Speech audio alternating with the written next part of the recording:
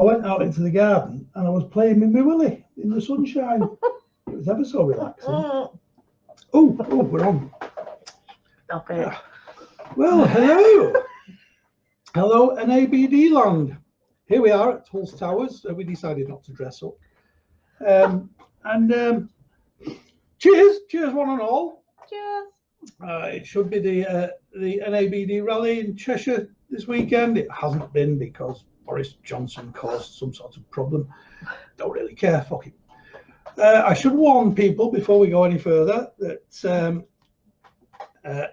this show will not in any way be suitable for children.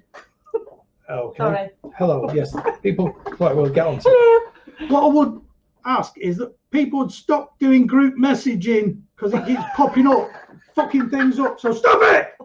Yeah.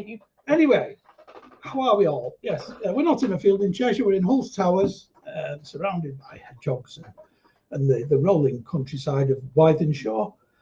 And if Steph and fucking Stevie and everybody else could stop messaging each other for a minute on that group message, it'd be appreciated. Anyway, calm.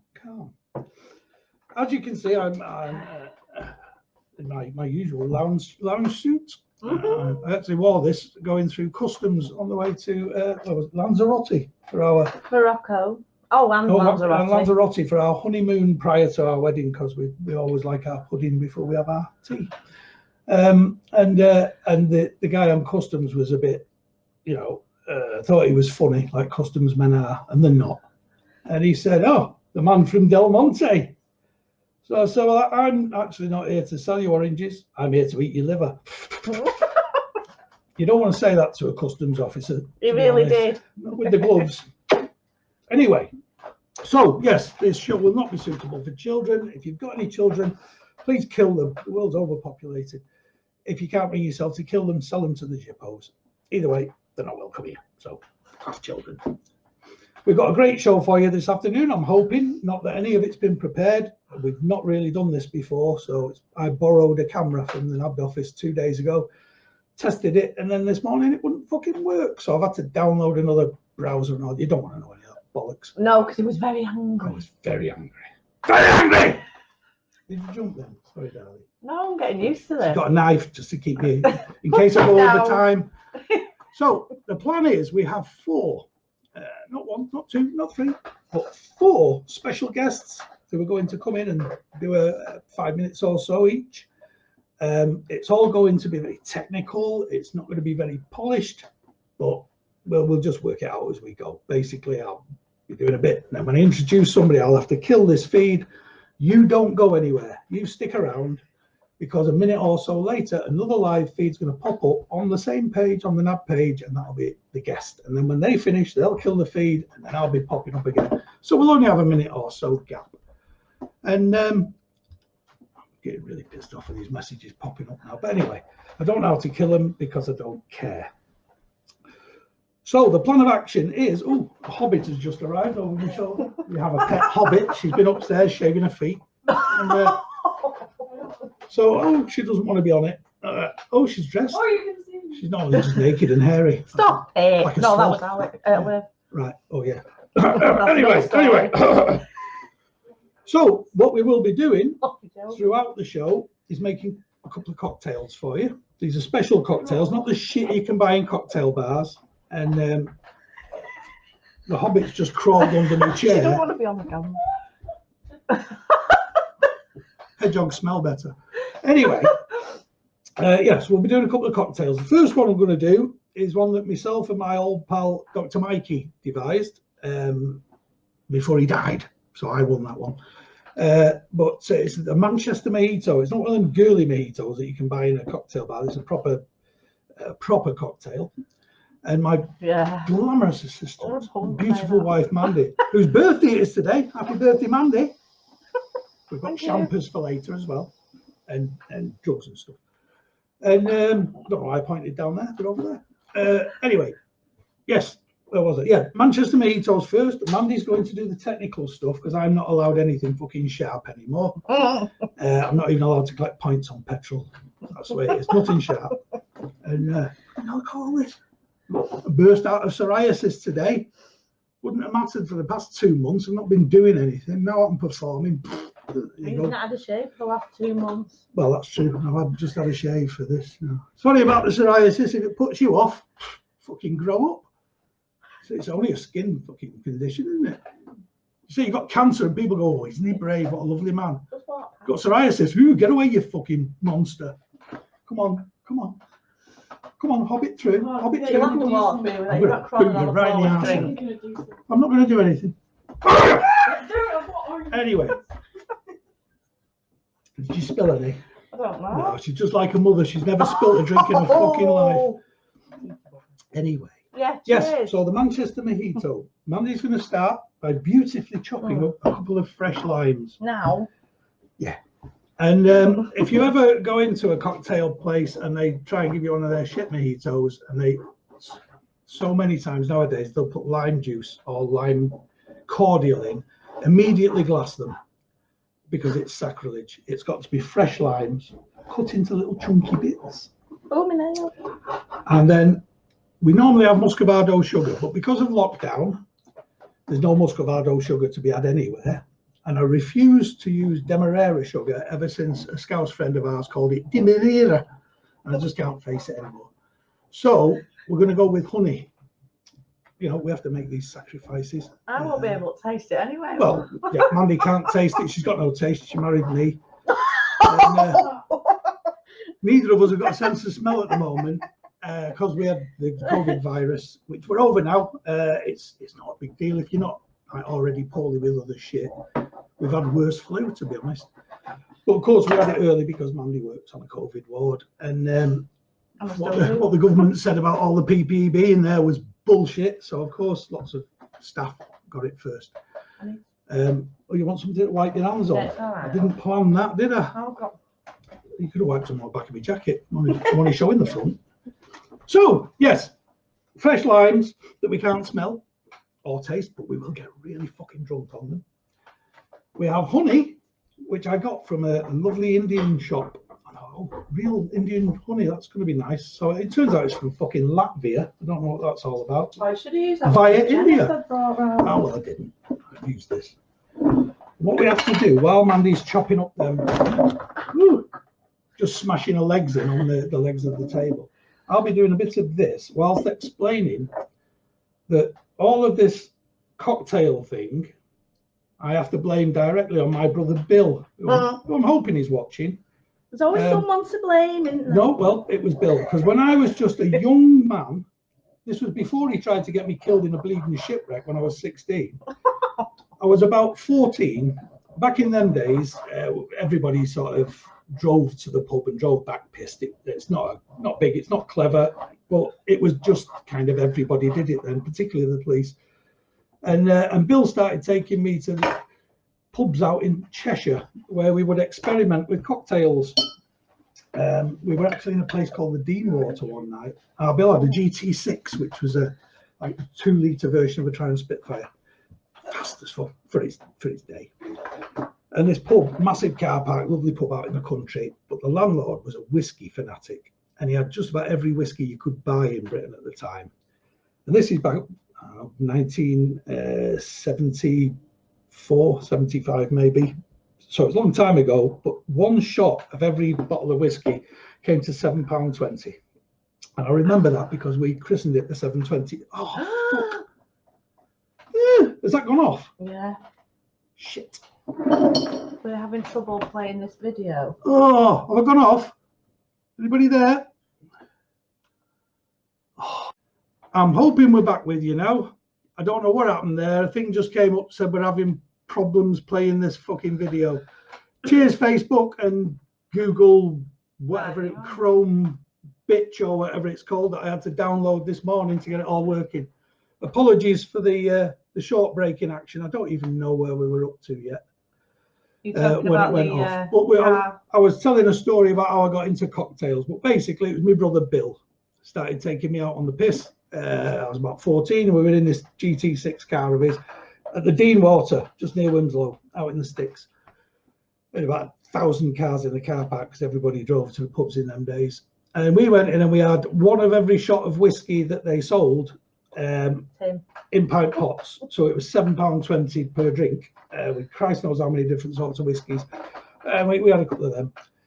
And then when we came out, we were the last people out the pub, and there was just, we couldn't find the car. We were that fucking pissed. We couldn't find the car. So we slept under the bushes overnight. And then the following morning, when we crawled out from under the bushes and it was daylight, there was only one car in the car park, which was, of course, our Bill's GT6. We couldn't find the fucking thing, which proved to us the value of cocktails. Because when you've got no memory, you don't need to have a conscience. So, back to the cocktails. I do apologise about it jumping off, but we're back on. If it jumps off, stick with us. We will come back on again. This never was going to be easy, and it certainly wasn't going to run smoothly. And if it finishes on time, it'll be the first time fucking ever. So I'm not going to break that record. So we've got chopped limes, we've got honey in the glasses because we haven't got any muscovado sugar. So a couple of pieces of lime. I want them smaller. Or... No, that's fine. That's fine. We do need some mint, fresh mint from our own garden, because my lovely wife has got green fingers and orange vagina. Weird. But no, what? It's not. Stop it. Her fingers aren't really green, but she's great. Mine is not orange either. She's great at growing stuff. So this is fresh mint. Oh, I can smell that. Can you? Yeah, can you? No. Oh, I'm getting better before you. Yes. So you never cut them in. If you cut them in, well, you're a Nazi. You have to rip them in.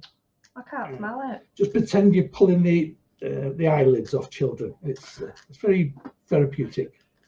Or hobbits. Stop it. I'm just saying. So what are you doing? Put it in the dogs. On the table. I'm just. No, but on the table, woman. How much do I put in? Just so you think it's right. I don't know. Is this one mine? These measures are very, me, very finely worked out measures. I think we'll have another one. Just one more leaf, half and half. And there. And then what you have to do, you have to put a small amount of rum. Of course, cocktail glasses should always be this size. If anybody tries to give you a cocktail in a glass smaller than this, that person hates you. So, before the muggling, we have to put just a small amount, look, that tiny amount of rum like that. A tiny amount of rum in there, because we're not going mad, you know, it's Maddie's birthday, but we're pacing ourselves. Small amount of rum, muggler, which was bought for me by Del Durham, one of the NABD trustees. Lovely man, Del, hope you're there. And then you muggle it, which basically means you mush it all up. And this gets all the juice out of the limes going, all the mint juice out of the leaves, the honey all mixes in.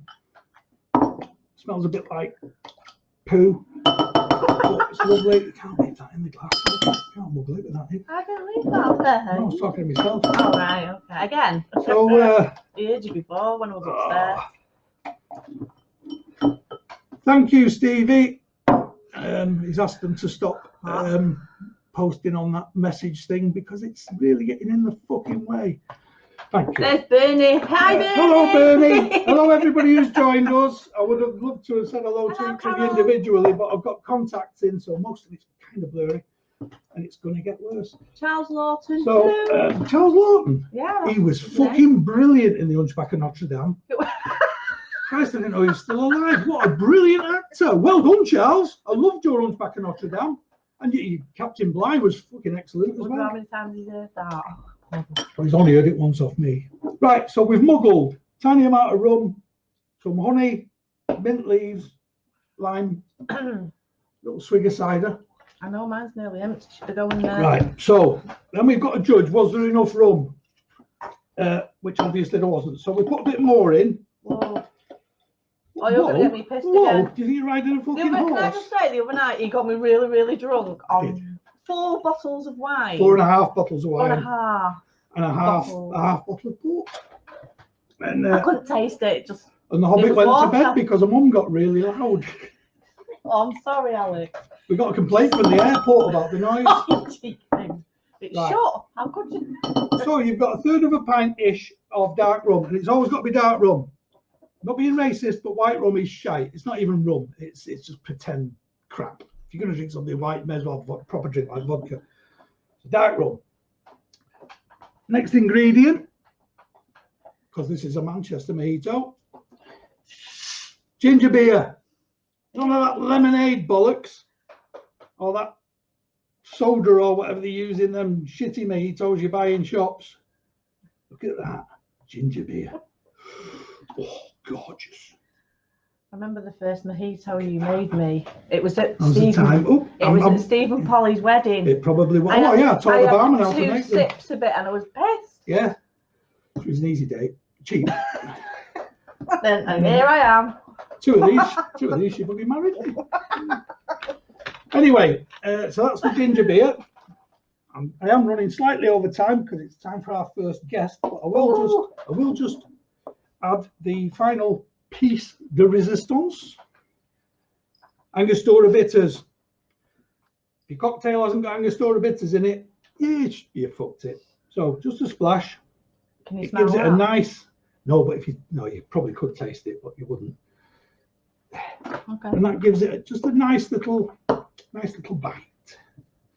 And of course, we don't want to be too crass about this, so straws, clasp. Have we got umbrellas? Because don't know what your umbrella for, but yes, if it umbrellas. rains, I'll get you one. So I'll just test it.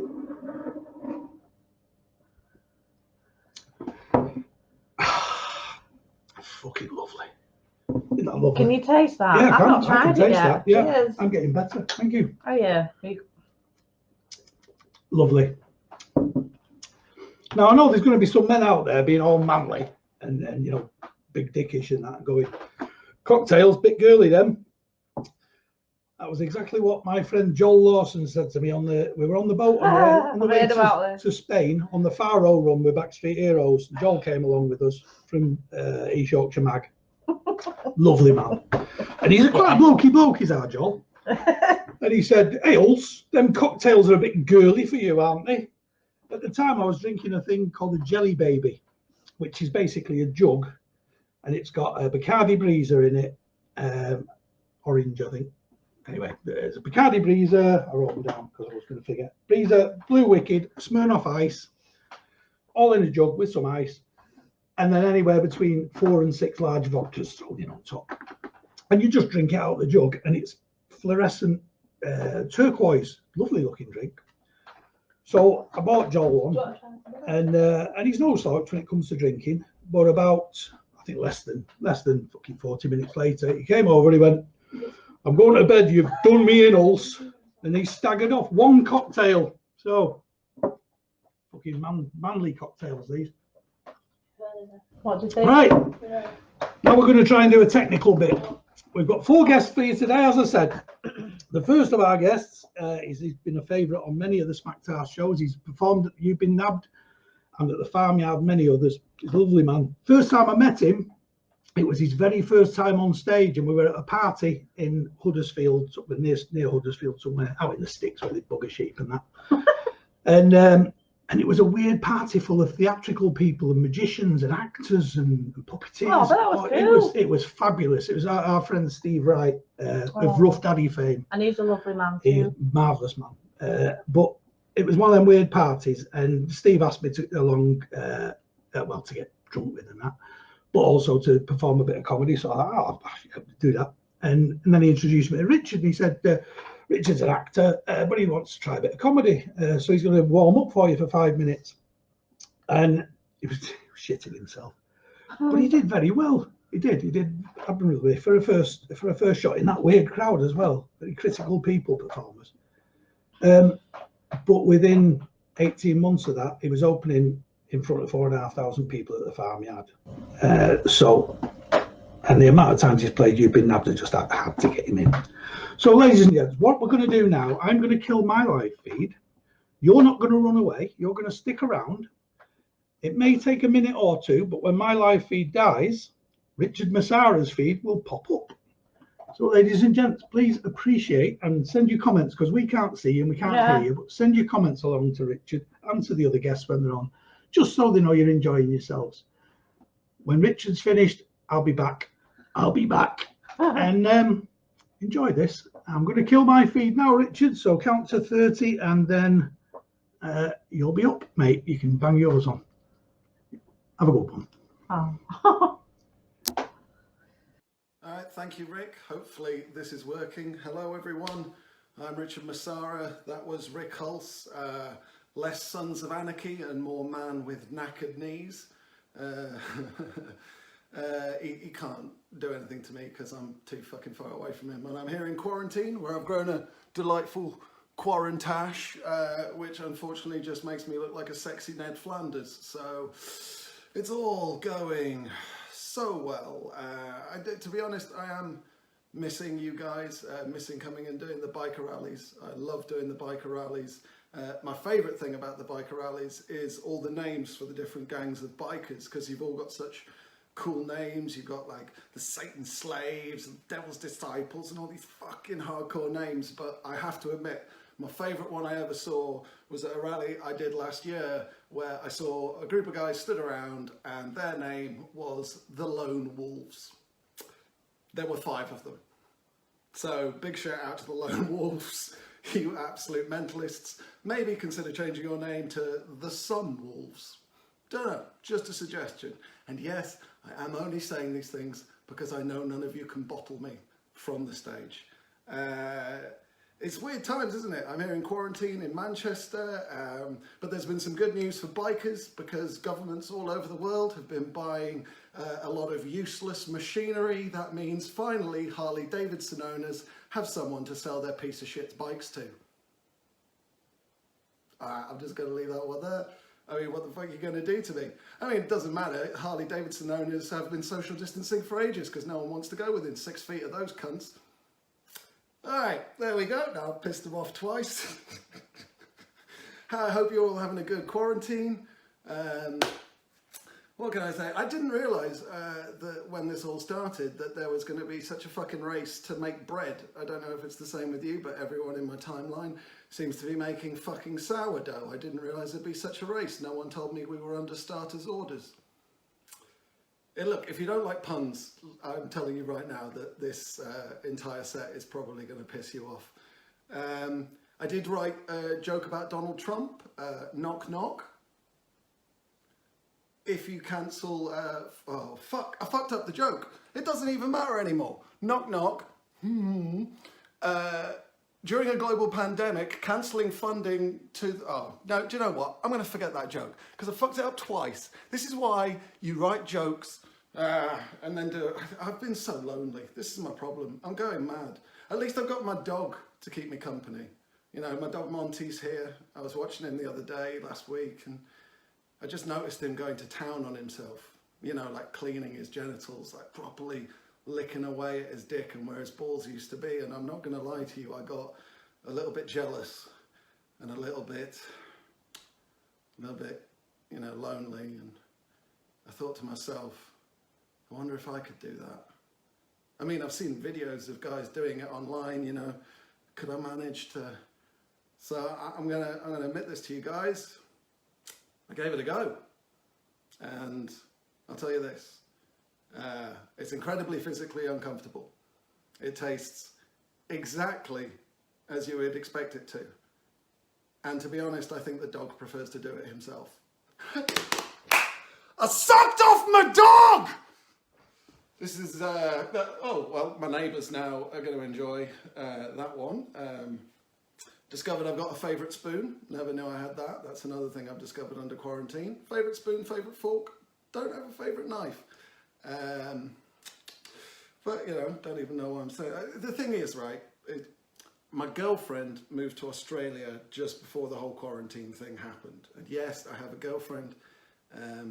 But yeah, she's now living in Australia. It's been a little bit difficult, the whole long distance thing with the quarantine. But she sent me, just before the whole quarantine thing, she sent me from Amazon, the only way, a robotic vagina, like a fleshlight that's like Wi-Fi connected, so she can control it from an app in Australia, and she's got a little toy as well that I can control. So essentially, my sex life is now the same as Sylvester Stallone in Demolition Man.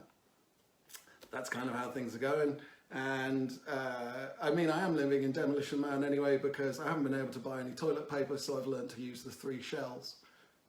if you're not fans of 90s movies either, then this set is probably not for you. But fuck it, I've got a stupid moustache, bad hair, and I'm wearing my pajamas. I don't give a fuck. This is the most clothing I've worn in about 5 weeks. To be honest, I've started to think the people in porn are overdressed. Yeah, the girlfriend. I mean, me and my girlfriend do have an agreement that, you know, while we're at a distance, and to be honest, at any time, I'm sure a lot of you have this agreement with your ladies, that if she gets with another woman, it's not cheating. You know, so she can get with as many women as she like, and I'm not going to count it as cheating. We do have one rule, is that if she does have sex with a woman, I want to watch. So far, she's bought me 3. Get it? What? This is so odd. But thanks for all the comments, guys. Yes, obviously, peanut butter on my dick. We're all hilarious. Oh God! To be honest, the British people are coping a lot better with the quarantine than I thought they would. Because to be honest, we can't even handle Greggs bringing out a vegan steak bake. Like the amount of people who got so fucking upset about the Greggs vegan steak bake, they were like, oh, how can it be steak if it's vegan? And I'm like, well, I don't know. I'm pretty sure that girl wasn't that guy's stepsister, but you still watch the video, you cunt. So I don't even know what's going on there. I mean, nobody gets upset about the real problem with Greggs, which is the fact they do a gift card. Yeah, Greggs do a gift card. You can put £75 on a Greggs gift card. That is the maximum amount of money. You can put £75. That is an excessive amount of Greggs. That's 62.5 steak bakes. Who do you give £75 worth of Greggs to? Which of your friends are you just being like, I bought you a gift. It's called diabetes. I just thought you'd look better with one less foot. Just trying to save them half off on trainers. But yeah. Just lonely, man. I'm so lonely. The other day in my Google search, I typed in porn hug, which I think is now my fetish. I don't want to watch people having sex. I just want to watch people shaking hands and having a little hug. But I have discovered a new fetish of mine, which is I'm really into porn parodies of television shows. So I started off on The Sex Factor. That's just 4 people watching a couple having sex and judging them. I moved on to The Great British Bonk-Off, Down on Abbey. I got loads of these, to be honest, guys. EastBenders, that's just Asian gay porn. Dr. Ho, it's about a time-travelling prostitute whose vagina's bigger on the inside than it is on the out. Which, if you think about it, is just a vagina anyway. The Orifice, More Come On Wise. Literally, I've got millions of these. I'm not going to stop. In-Betweeners, Tits, I'm a Celebrity, Eat Me Out of Here. And my favourite, of course, Strictly Come Dancing. So I think that's probably about my time. Look, guys, stay safe. A big thank you to everybody out there who's working in the NHS and any key workers. Like if you're working in the supermarket, if you're working as a delivery driver, we really fucking appreciate you. Just make sure you stay safe. I gotta go out now, but before you gotta make sure I get dressed up right for going outside. You gotta get your mask on, haven't you? Make sure that everything's okay. This really wasn't the apocalypse I was expecting. But, you know, time to go buy some flour. All right. Thanks very much, everybody. Have a good one and enjoy the rest of the show. Bye. Well, how excellent was that? Brilliant. Richard Massara. Love that We were guy. all laughing our tits off here. Great British Bonk-Off. Fucking classic. Absolute You like that classic, one, didn't mate. you, Alex? I've also had people, 1 or 2 people messaging me down here. One of them don't mind. My lovely niece, Rosie. Hello, Rosie. Always lovely to. She's actually said she wants to try one of these. But last time she visited Manchester and broke her with a flaming zombie cocktail. So anyway, but can I just point something out, ladies and gentlemen? I have something of a reputation for being a drinker. This is my cocktail that I made earlier, and that one's Mandy's. I can't taste it. So who can spot the piss pot in the family? Her excuses. No. I can't taste it. I can't much. No. I can taste a little bit of. She'll be getting very loud and very fucking rowdy later. It won't be that much later either because I've got 2 bottles of champers down there for a birthday. I think me and the girls will be drinking them while the mum's hanging off the fucking lampshade again, waving her knickers over it. Yeah. She doesn't remember. This is a beautiful thing. She can't remember a thing when she's been pissed. I can just make up all sorts of shit. Yeah. Not that I have to. Not that I have to, because it's all true. You made me laugh the other morning when you said it before. Oh, yeah. We'd had a drink the night before. She doesn't do hangovers very well. It takes all fucking day, to be honest. But she got up for a pee in the middle of the night about 4 a.m, got back in bed, and then started, it's like riding a bike with one leg. And I went, what are you doing? And she went, this is, without even fucking blinking, she just went, that's my exercise for the day, at least for that fucking leg. I never did get to the bottom of that one. I'm sure you. Life is just, it's been a mystery to me for many years. No, it's absolute, I swear, hand on heart, whatever that is, it's true. Anyway, I was thinking, well, I'm probably going to have to make another one of these for her in a minute. Oh, I feel a bit giddy now. Oh, no shit. No shit. Anyway, hello, Angie and Rod. And, oh, if I could pass a message on to our moderator, or not Vic or Del, because they'll break it like I do. But if Simon's watching, and he should be. Oh, there's Scary. Hi, Scary. Oh, Scary. And anyway, no, hang on a minute. I've got a important message here. Yeah, oh, right. go on. I'll do it in a minute. Yeah, Rod suggested that if the moderators pin the post that's going now, like this one, it stays at the top of the page. Now, I'm not sure what that means, but Rod generally knows what he's talking about. So if you know what that means, Simon, you can do it, or you can discuss it with Rod. Just never explain it to me, because I don't want to fucking know. Right, we got this left on the doorstep the other day for Mandy's birthday from our friend Scary. I don't know if you can see that. I had to correct it because it had the wrong fucking surname. We've been married for 2 months. 3 months. See, you've got me in trouble now. It only seems like 2. And it's very nice of you, though. Where's my cherry brandy, you tight-fisted cunt? Anyway. It's probably still brewing. Yes, I'm sure. Look, she's had to wait a long time for this to brew because she printed the net label. I know, darling. She's too tight to print off a new label when we got married. So, anyway, back to the plot. Thank you, Scary. Thank you, Scary. Cherry brandy, you tight cunt.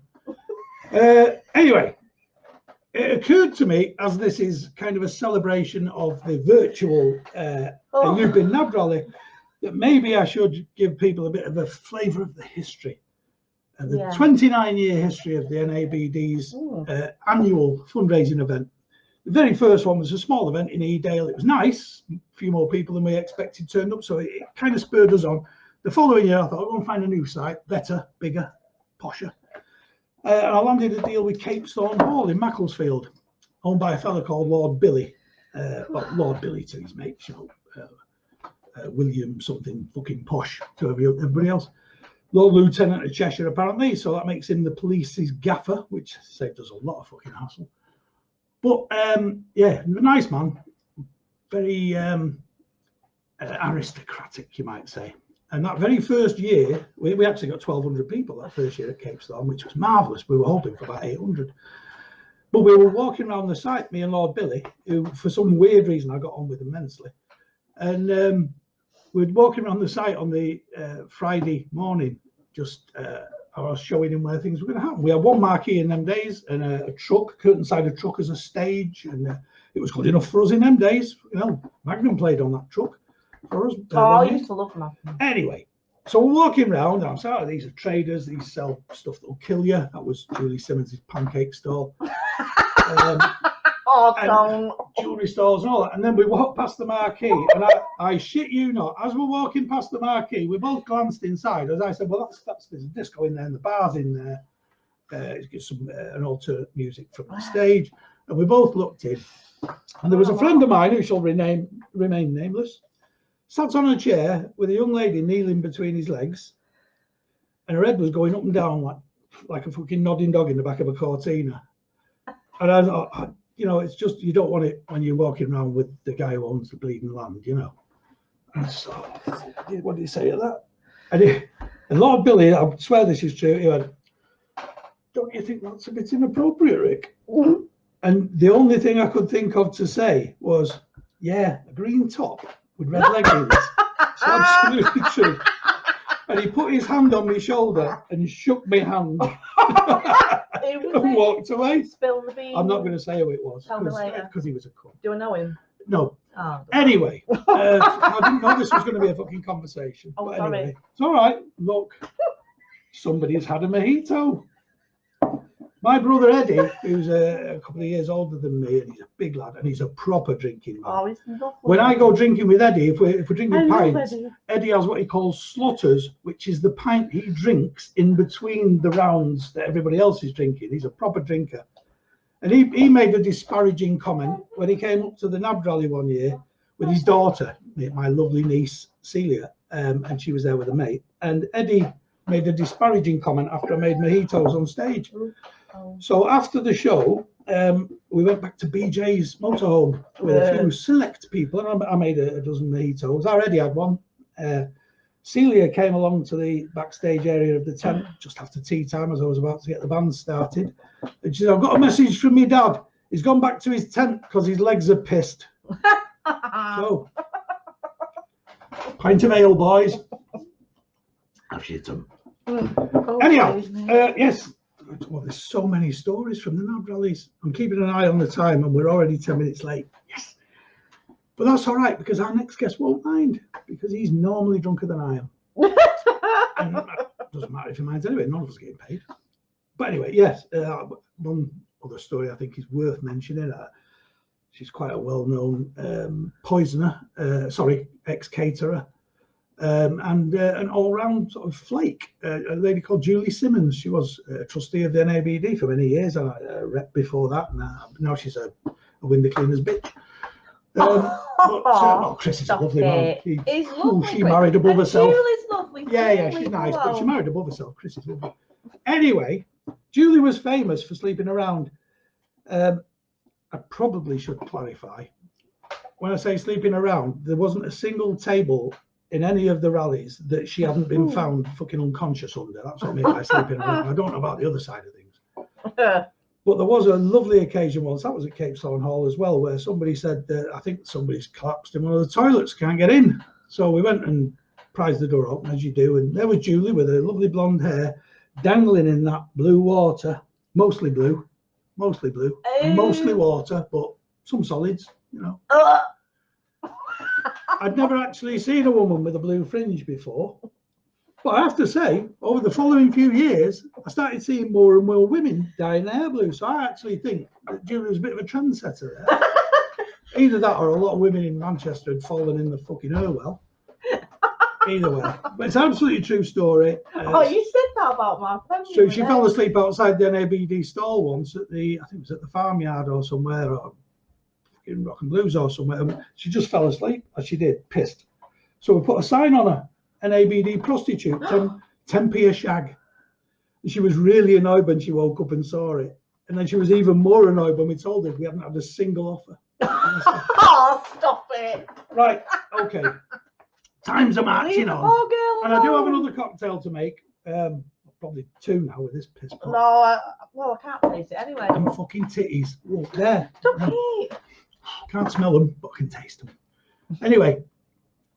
Yes, our next guest. Smell your perfume, darling. That perfume you bought me, I put it on before, I can't smell it. No, can you? No. Can't even smell the cheese on my dick at the moment. Anyway, our next guest is an open spotter.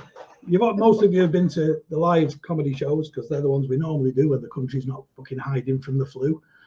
And we always have an open spotter, which is somebody who's just new to the game. They're not necessarily young, but they're breaking into comedy.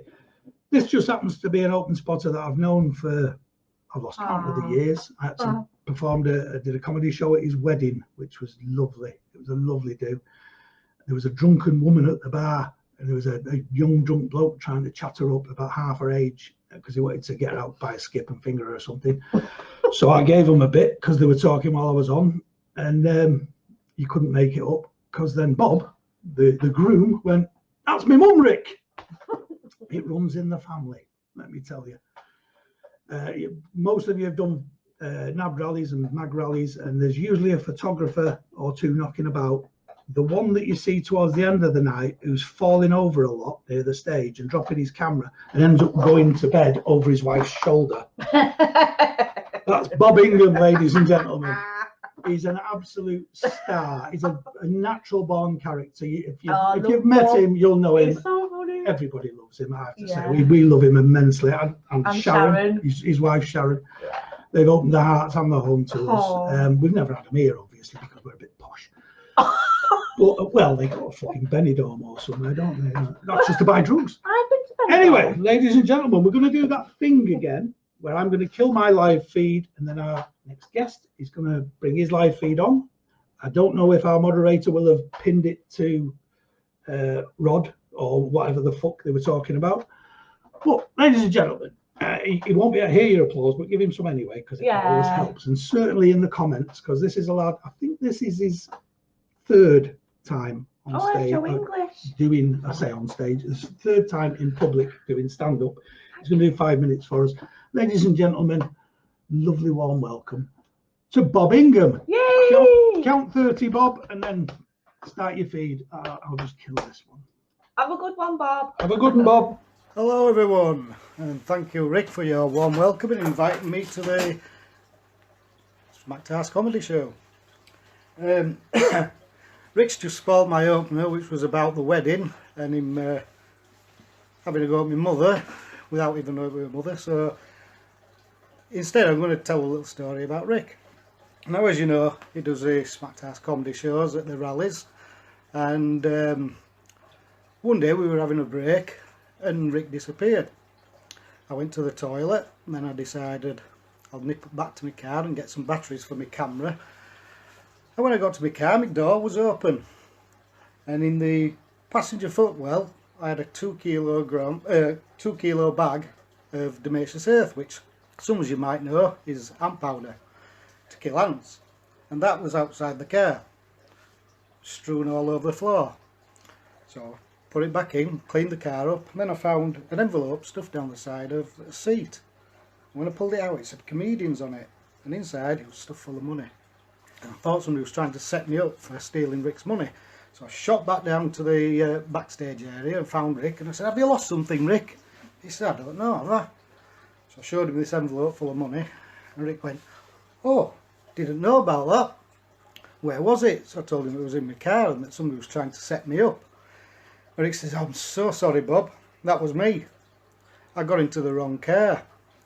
Now, let me just tell you, Rick's car was a silver Mondeo, I believe, at the time, and mine was a black BMW. Now, how you get them two mixed up, I don't know.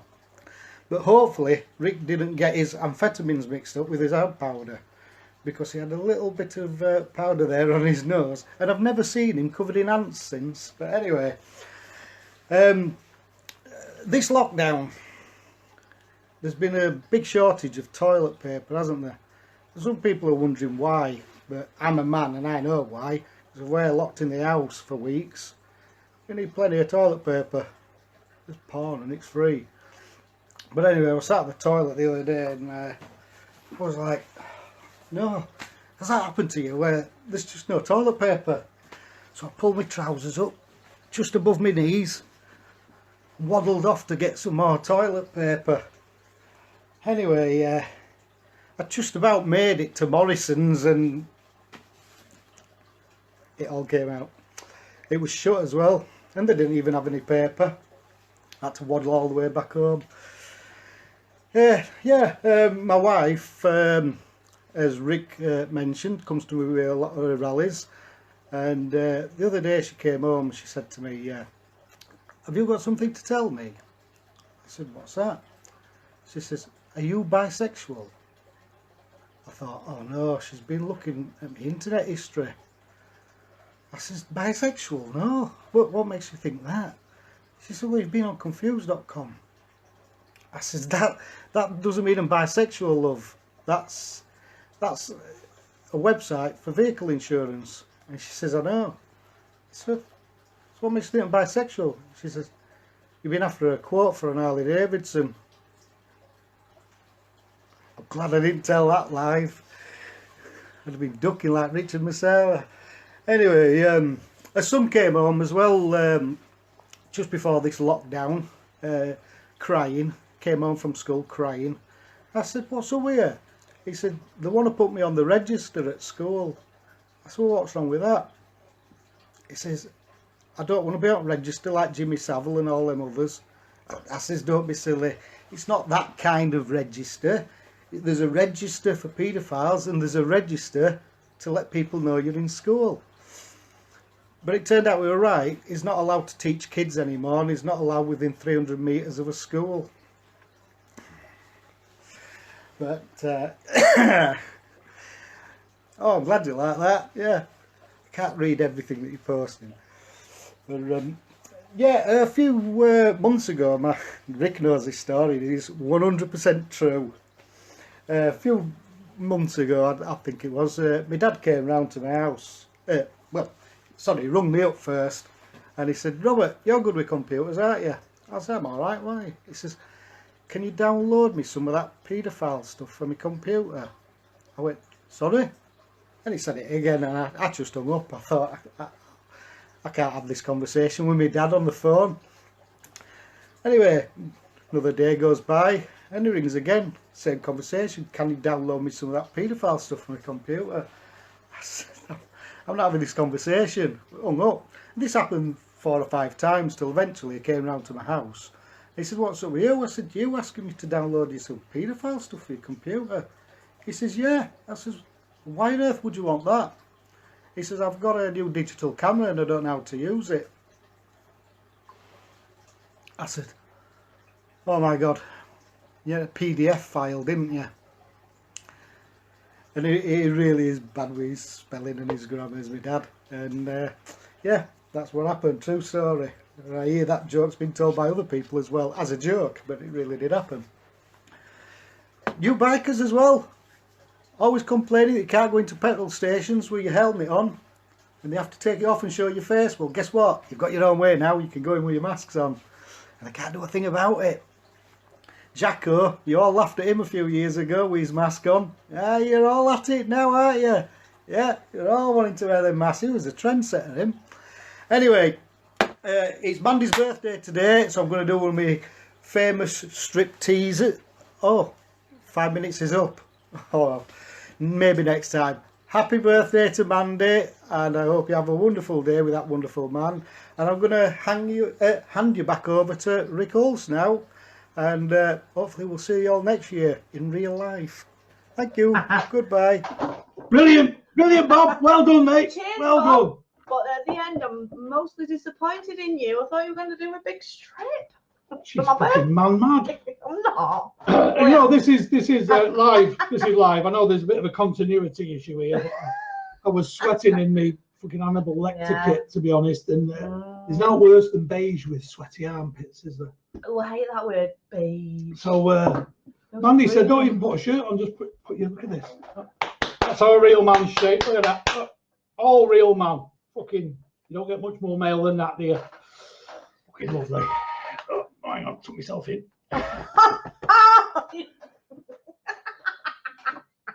She's getting turned on now. I can tell she's got a wide on. Stop it. Sorry. She'll be wetter than Otter's pocket now. Have you put any alcohol in yes, that? Yeah, of course I have. Oh. Fucking hell. I could make a cocktail without alcohol. I didn't see you do it. Somebody tried to give us some of them in Lanzarote, didn't they? Alcohol-free cocktails. What the fucking hell was that all about? Well, that didn't go down well, did it? No, not at all. No, With you. I had to have words. I was told a long time ago that if you get a Bloody Mary, which is vodka... oh, that was the morning I was ill. If you get vodka and a tomato juice, a shot of... what's the shit they put in it? I don't know. I don't Tabasco, drink the the other one. Worcestershire sauce. What's Worcestershire? That's a Bloody Mary. Amy Winehouse, AD. No, White House no, nothing to do with lives it. there. Right, don't give a fuck. The story is, that's a Bloody Mary. If you take away the tomato juice, that's a Virgin Mary. If you take away the vodka, that's a bloody shame. So that's how it works with cocktails. Anyway. What am I doing with these limes? I'm doing chopping them. Into See, quarters. she's already pissed. I'm not. I'm not. This is my life now. It's just, I'm like a carer for a pisshead.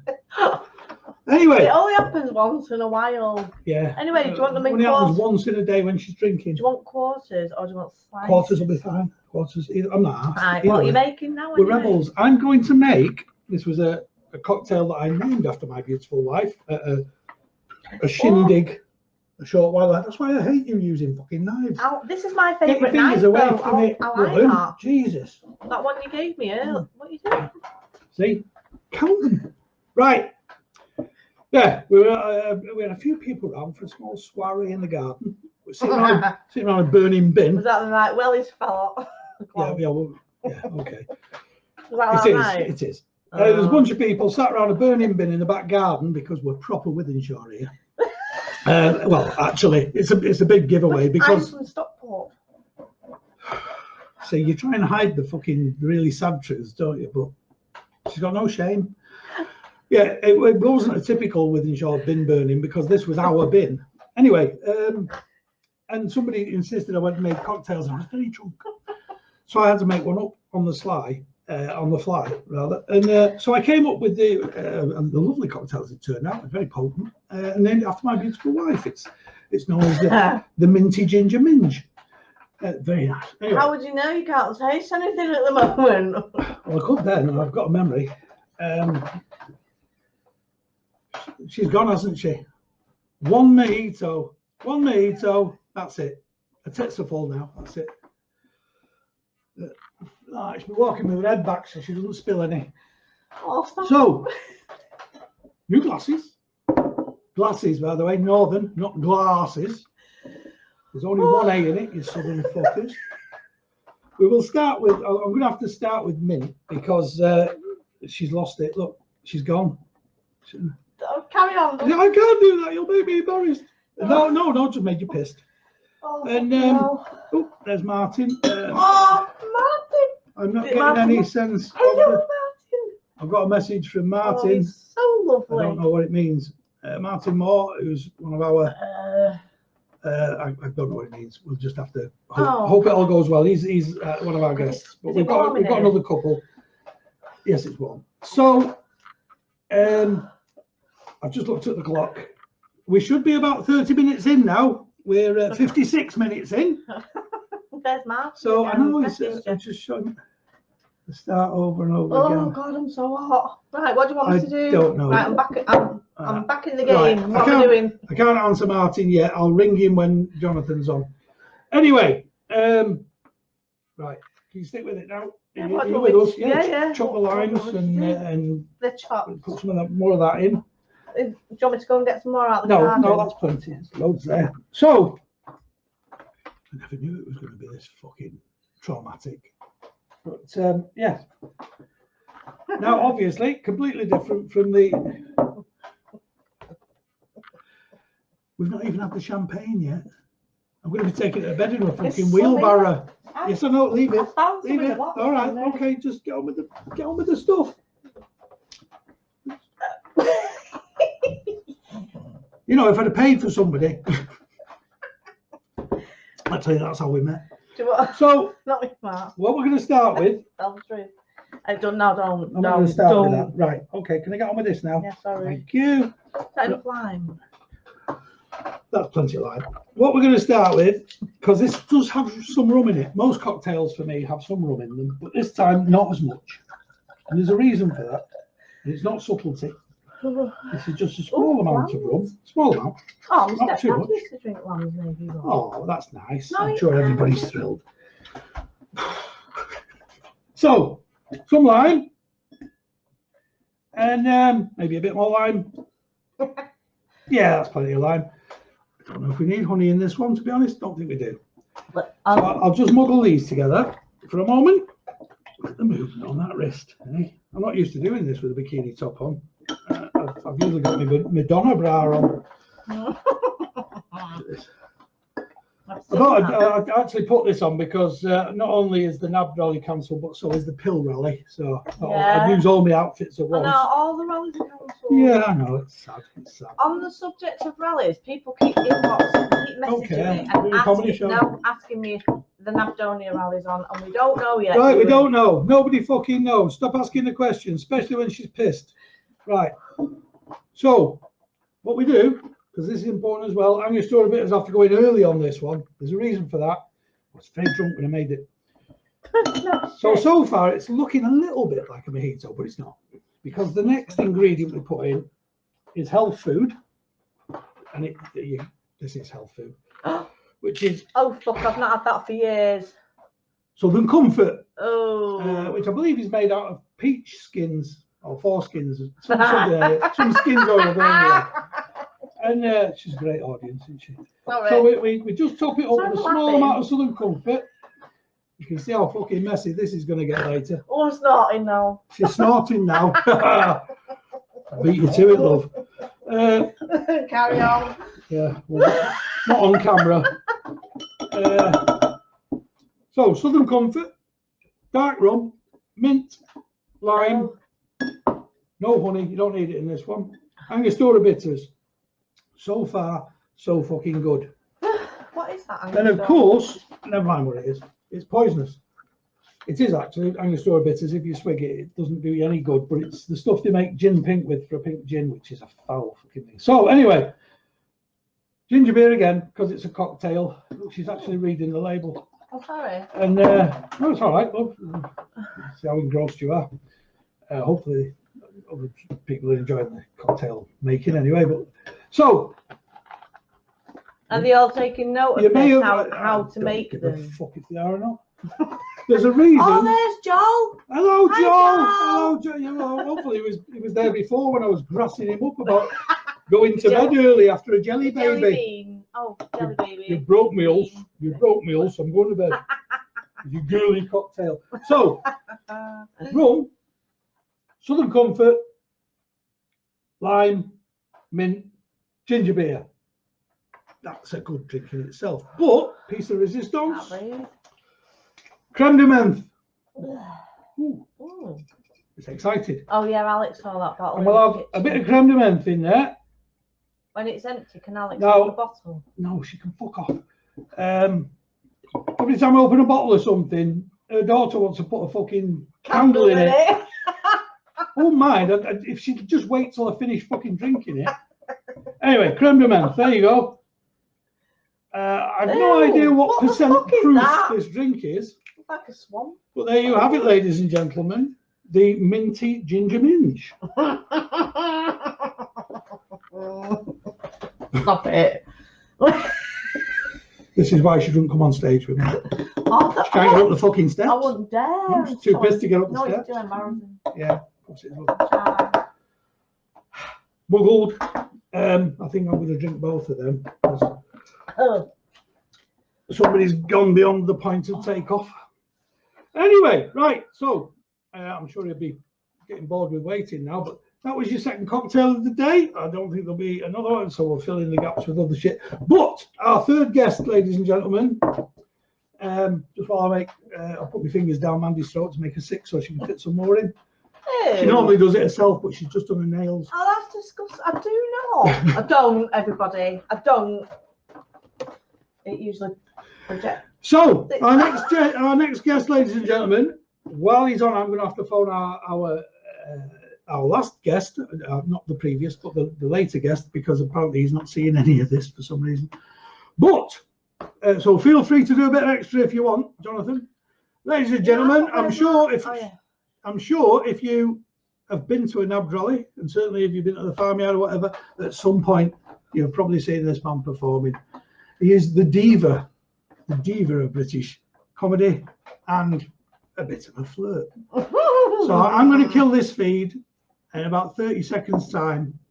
Our next guest, Jonathan Mayor, will be here to fill you with love, joy and laughter. See you shortly. Count to 30, Jonathan, and then you can crank it up. Cheers, mate.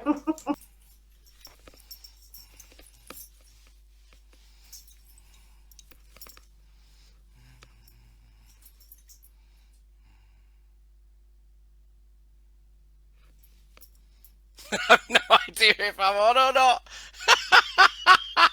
Oh, fuck's sake. What's happening here? Let's get that up there. Oh, okay. All right, cool. I'm going to do a check. I agree with you, Marjorie. That cocktail does look disgusting. I literally can't tell if I'm actually on the screen or not. It seems to have gone wrong. This is my friend Boris. He's been keeping me company in lockdown, as we like to call it. It's been going very well. Okay. Hello, lovely bikers. How tragic not to be in the same room as your manly, sweaty bodies.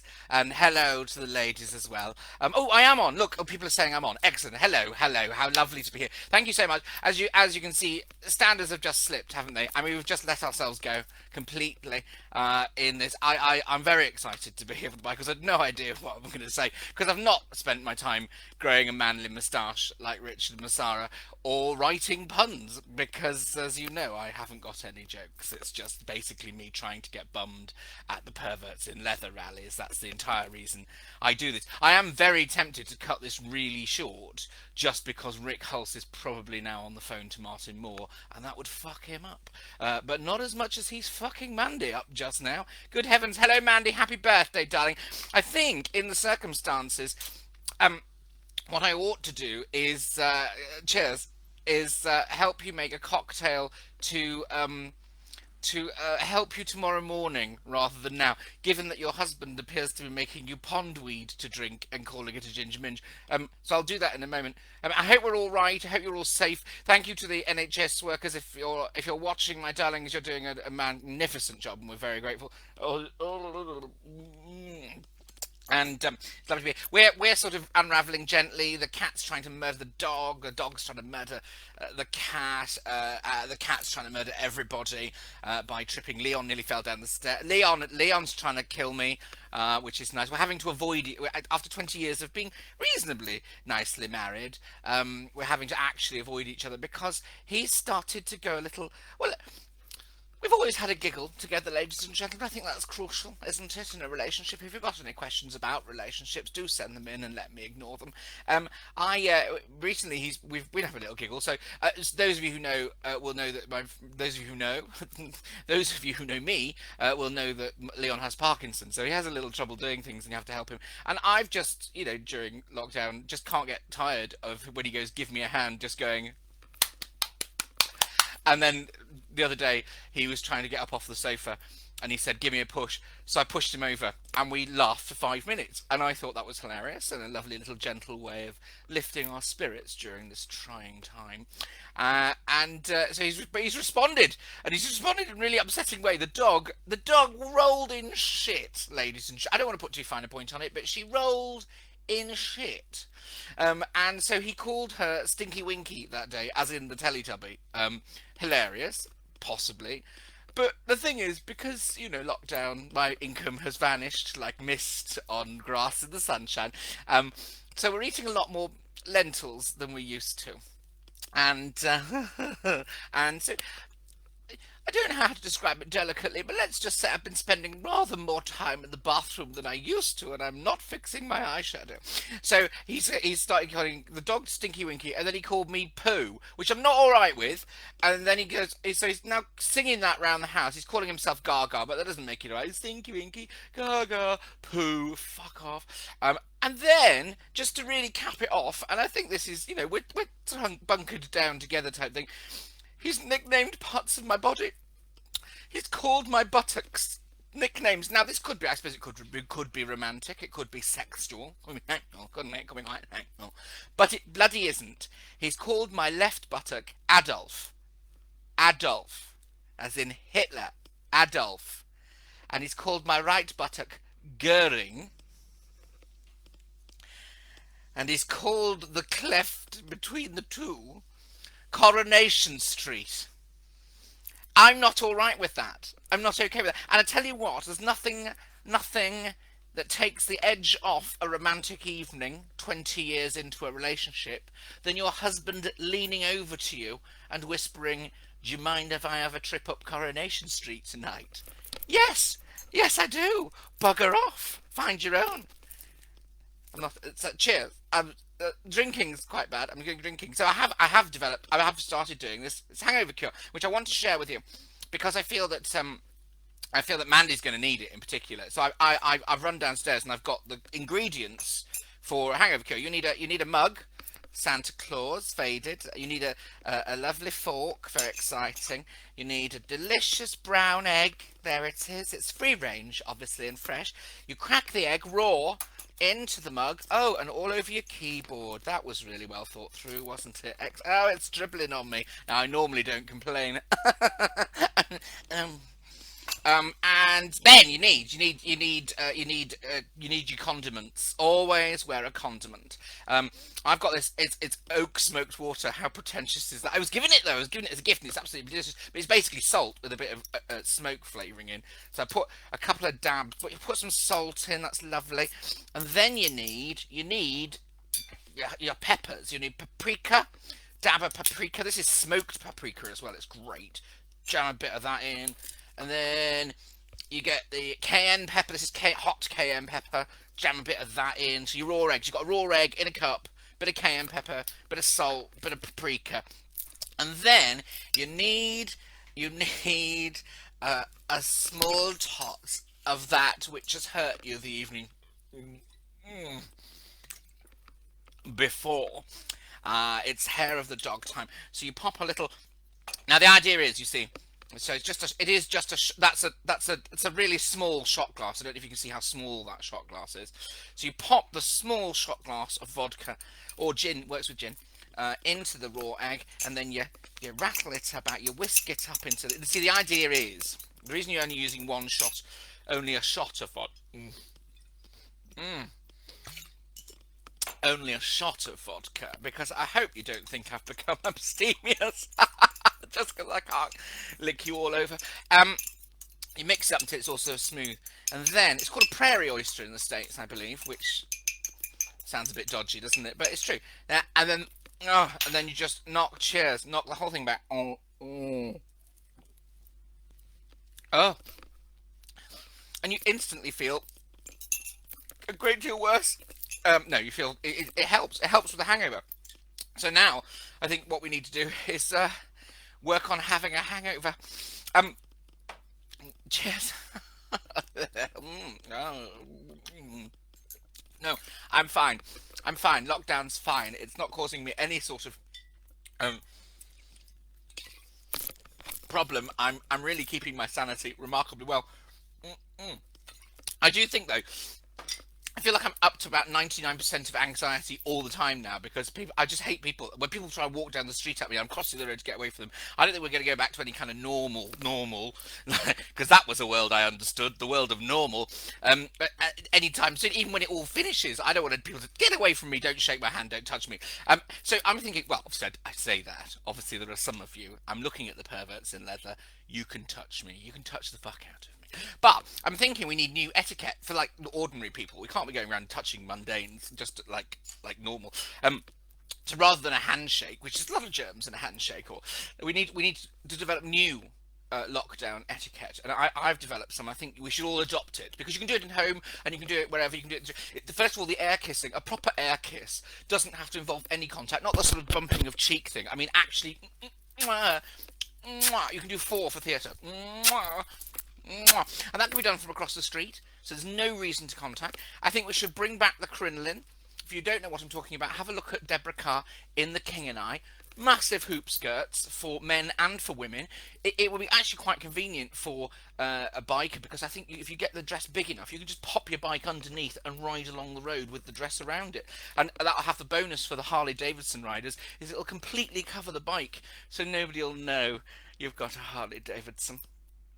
And but also I think it means the social distancing becomes easier, doesn't it, when you say you're treading on that getaway.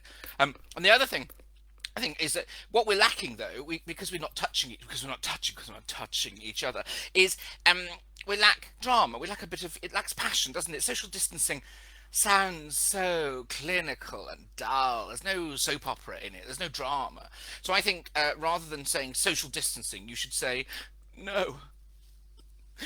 We mustn't. Stay away. And then for preference, one of you should pick up your hoop skirt and run away up a staircase. I think that would add a bit of soap opera and drama to the world. People are laughing. That's excellent news. Oh, they're pretending to laugh, and I'm all right. I'll take it. It's patronising. Well, I will, as you know, take it if at all possible. If there are any bikers who can still have bum sex while social distancing, I definitely need to meet them.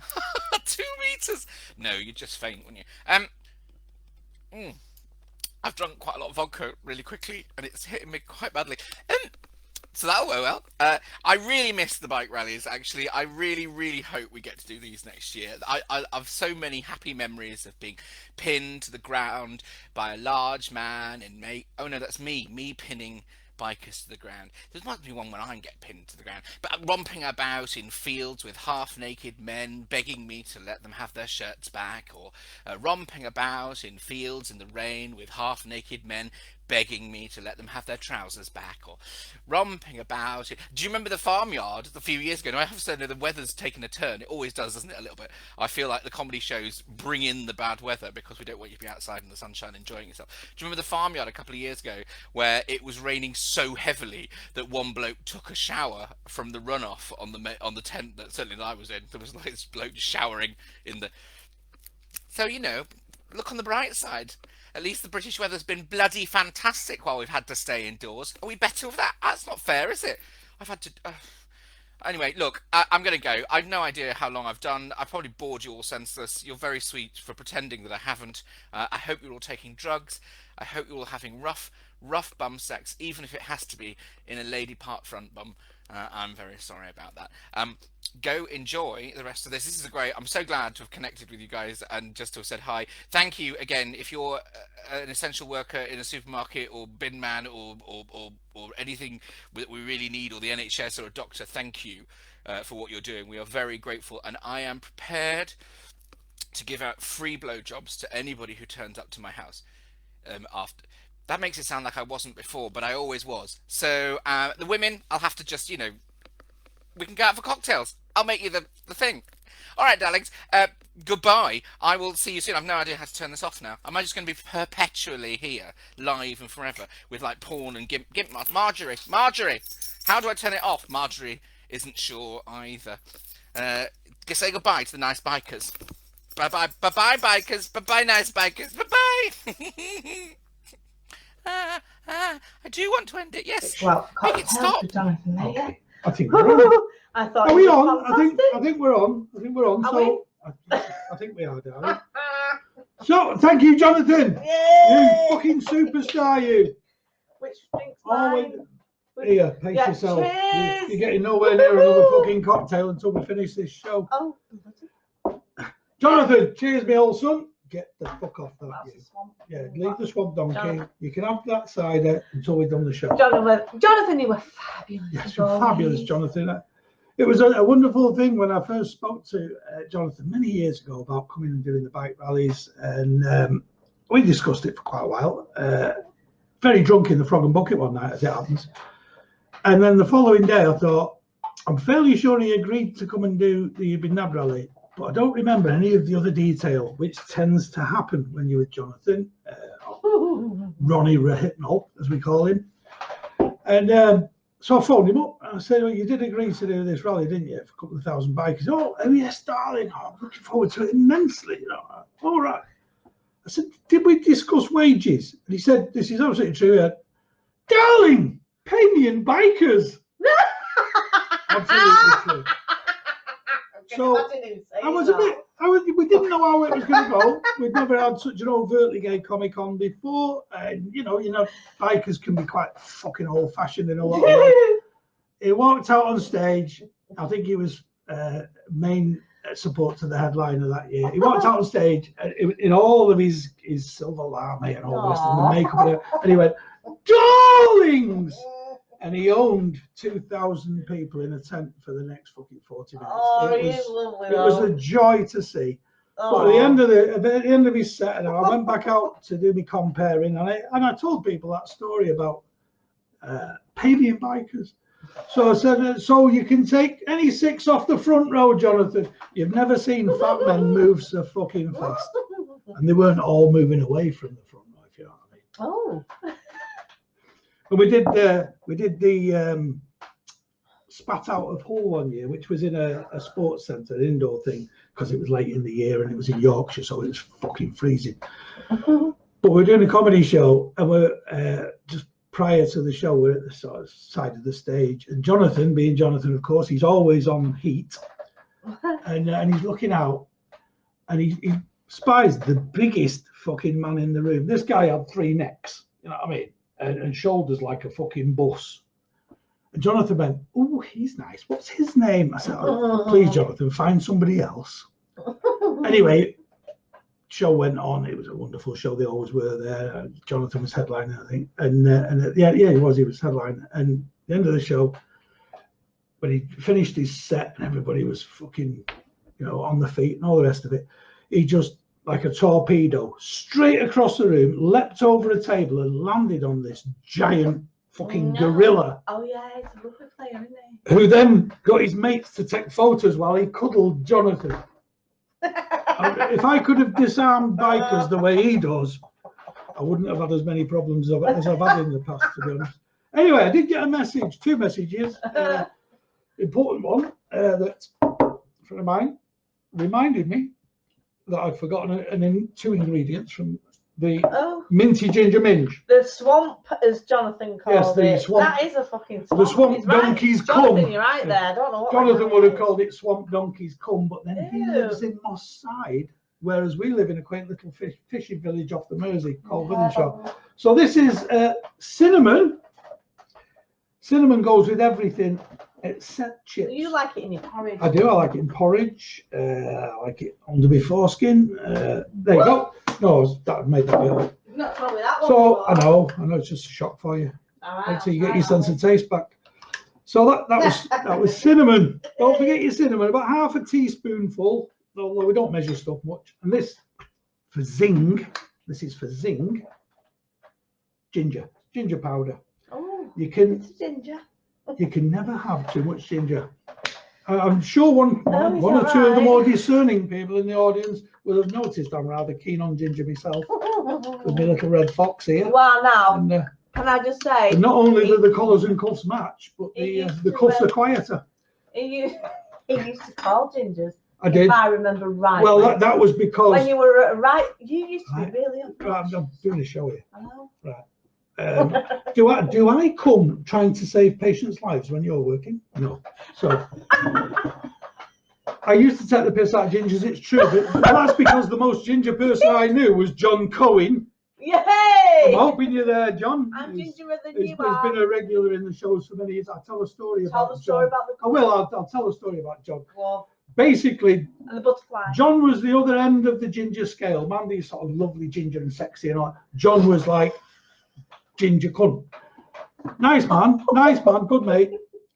But there was a time in my life when I was, this might surprise you, I was a bit overweight. A little bit overweight. And middle-aged. And the combination of the 2 things filled me with self-disgust to the point where I'd stopped masturbating. Even on buses. Even on buses. You don't. And I mentioned this to John, thinking he'll sympathise because he's a ginger man, so he knows all about self-disgust. And John said to me, he said, "I had the same problem, mate, born that way, but I've got a great solution," he said.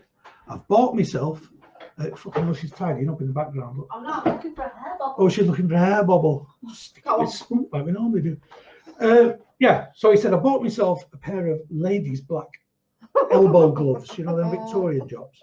Little diamante ring and a dress watch." He said, "And I put my glove on, and my watch, and my ring, and it's like getting tossed off by the lady of the manor." He said, "It's fucking fantastic, Rick. You've got to try it." I thought, "Oh, I'll give anything a bash." I've got to say, if any other gentlemen are in that position, try it. It works a treat. Every time I want to wank now, I just go and see John. Excuse me. No, well, before I was married, obviously. So, in the meantime, whilst Jonathan was on, I spoke to Martin Mor on the phone because I'd had some panicky messages coming up. When I went, "Oh, look at that, fucking hell, trippy hand." Yeah, I'm wearing his t-shirt. Messages were, yeah, she got Martin Mor t-shirt on. You see that, everybody? You gotta buy one of these. Cheers for covering her tits up, Martin. Anyway, Score back to anyway. the fucking plot. Right. See how difficult it is to get a word in at Hulse Towers. So, I've spoke to Martin on the phone. For some reason, what he was looking at on his computer kept taking him back to the opening set. And then he got a little bit of Richard Massara, and it was all bouncing about.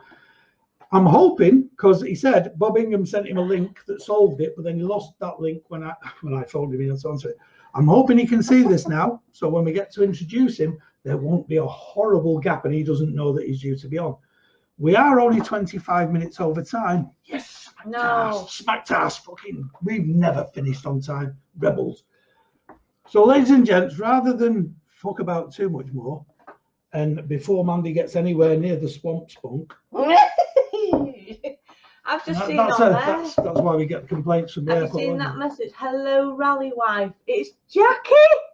Jackie. Hello, Okay. rally Hello, wife. Jackie. Mwah. Oh. Fucking love you. You need to come round here sometime. I'll get yourself a decent fucking solicitor. That's what you need. What? Anyway, never fall for a solicitor that's taking 25%. They're robbing It's fucking Megan twats. Newell. Hello, Lots Megan. of lovely people. Megan, Hi. Jane Quirk, Jackie Story. Of course, it's lovely, Jackie. It's Jackie. Angie Mary, Christine Yes, Gregory. Christine. You're just the ones we can see. I would scroll it down, but I can't be asked. Angie. No, because you're oh all... my God, Angie. Yeah, Angie's there. Oh, Bendy, you. Throwing shapes. There's a shape for you, Angie. Paul Bratley. Hello, Paul. Nicola Degsdale. Paul Bratley. Oh, that was a bit. Sorry, was that a bit loud? Calm it down or you get muggled. Right. International Shut up while Whoa. I introduce our headliner. Tim K. Oh, Tim And Dale. Shut up. I'm going to fucking gag her in a minute. Julie Quinn. No, she's still on. She's still talking. Right. It's not a headliner because, to be honest, all of our guests today have been headliners. They've come along. This is an awful way to do comedy. It's been very enjoyable. Oh, it's Christine Dickinson. Sorry, I'm just getting excited. I'll just wait for you to stop and then I'll jump in. Okay. Yeah, that one. Anyway, they've all been great. I phoned them up very fucking short notice because I only got this camera 2 days ago. I wasn't sure if we were doing this. And said, will you come along and do us a bit? It's for free. You've got no audience feedback really, and you can't see people, see how they're enjoying it. It's a very, very difficult way of doing comedy. Not a second thought from any of them. They're all Big Nab supporters. I've been for many years. So anyway, our last guest, headliner or not, they're all headliners. Our last guest, and I'm hoping. Hello, Steve Wilton. Steve Wilton. I was just going to say that. Helen Bossell, Jamie Dunn, Terry Tugmore. I don't know these names, but hello anyway. They just know you. You're the piss head in the background. Hello. So, ladies and gentlemen, what I'm going to do, I'm hoping that Martin's seeing this as it is now, and he's got his stuff sorted out. So I'm hoping that when I kill my feed in a moment, we'll give it sort of 30 seconds or a minute or so, the same as we've had before, and then you will have delectable, multi-talented Martin Mor. So, you sat in your front rooms, it might sound a bit weird to fucking whistle and clap and cheer and all the rest of it, but it will make you feel better. So make a fucking load of noise he's not going to hear. Yay!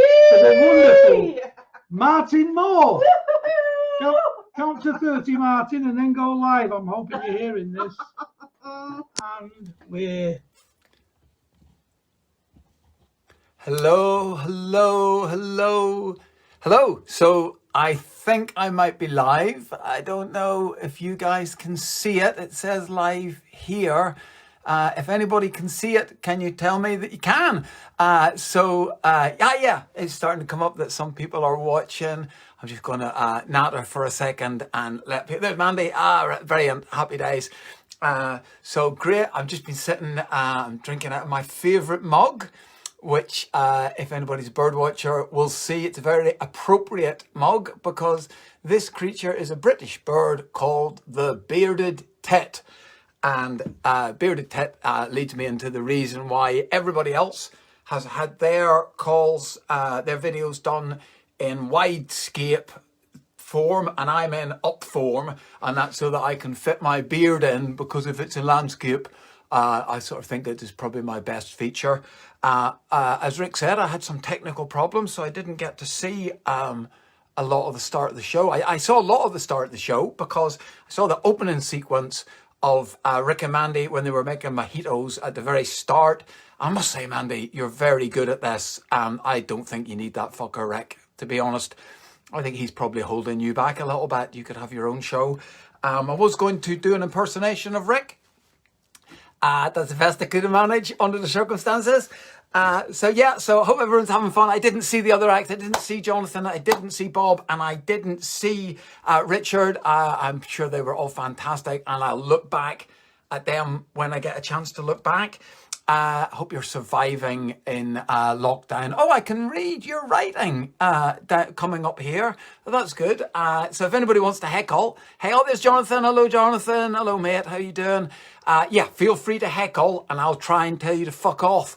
If I read it from there, I'd say fuck off, and then I'll put your name after it so you feel like it's a personal comment. Quite enjoying being locked down. I'm enjoying not having to drive to gigs all the time and totally missing the fucking gigs.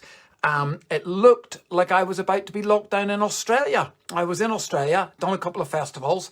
I was actually up in the Northern Territories in Darwin. I'd been working up there.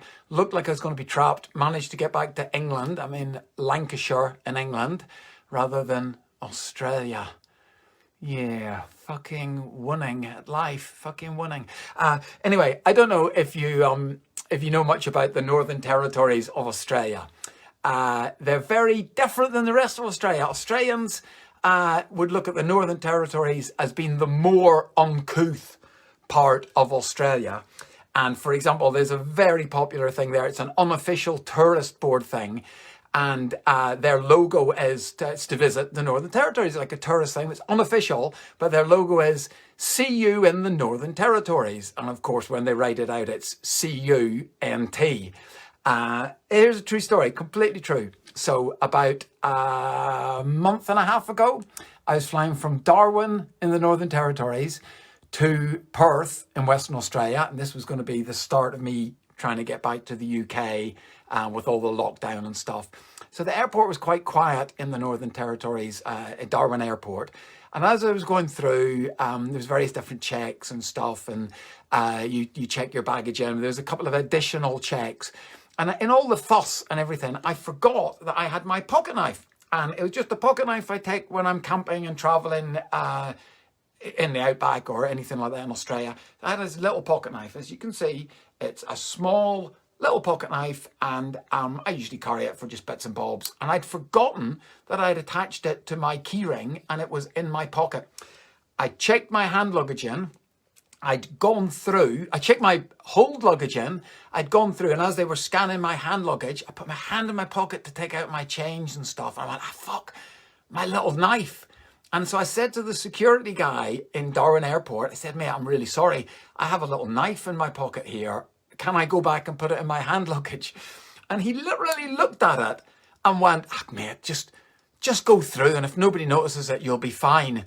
And I thought, it's like that Crocodile Day, like a real life Crocodile Dundee, where he's going, that's not a fucking knife, mate. Australia's brilliant. I love Australia. I don't know if you've been. They tend to be very relaxed. And there's somebody said, my facial hair, there's Jonathan. Martin Mor's lockdown facial hair is insane. Yeah, it's coming on, isn't it, Jonathan? Look at my actual hair. But I'm going to be a fucking hippie by the end of this. What was I going to tell you?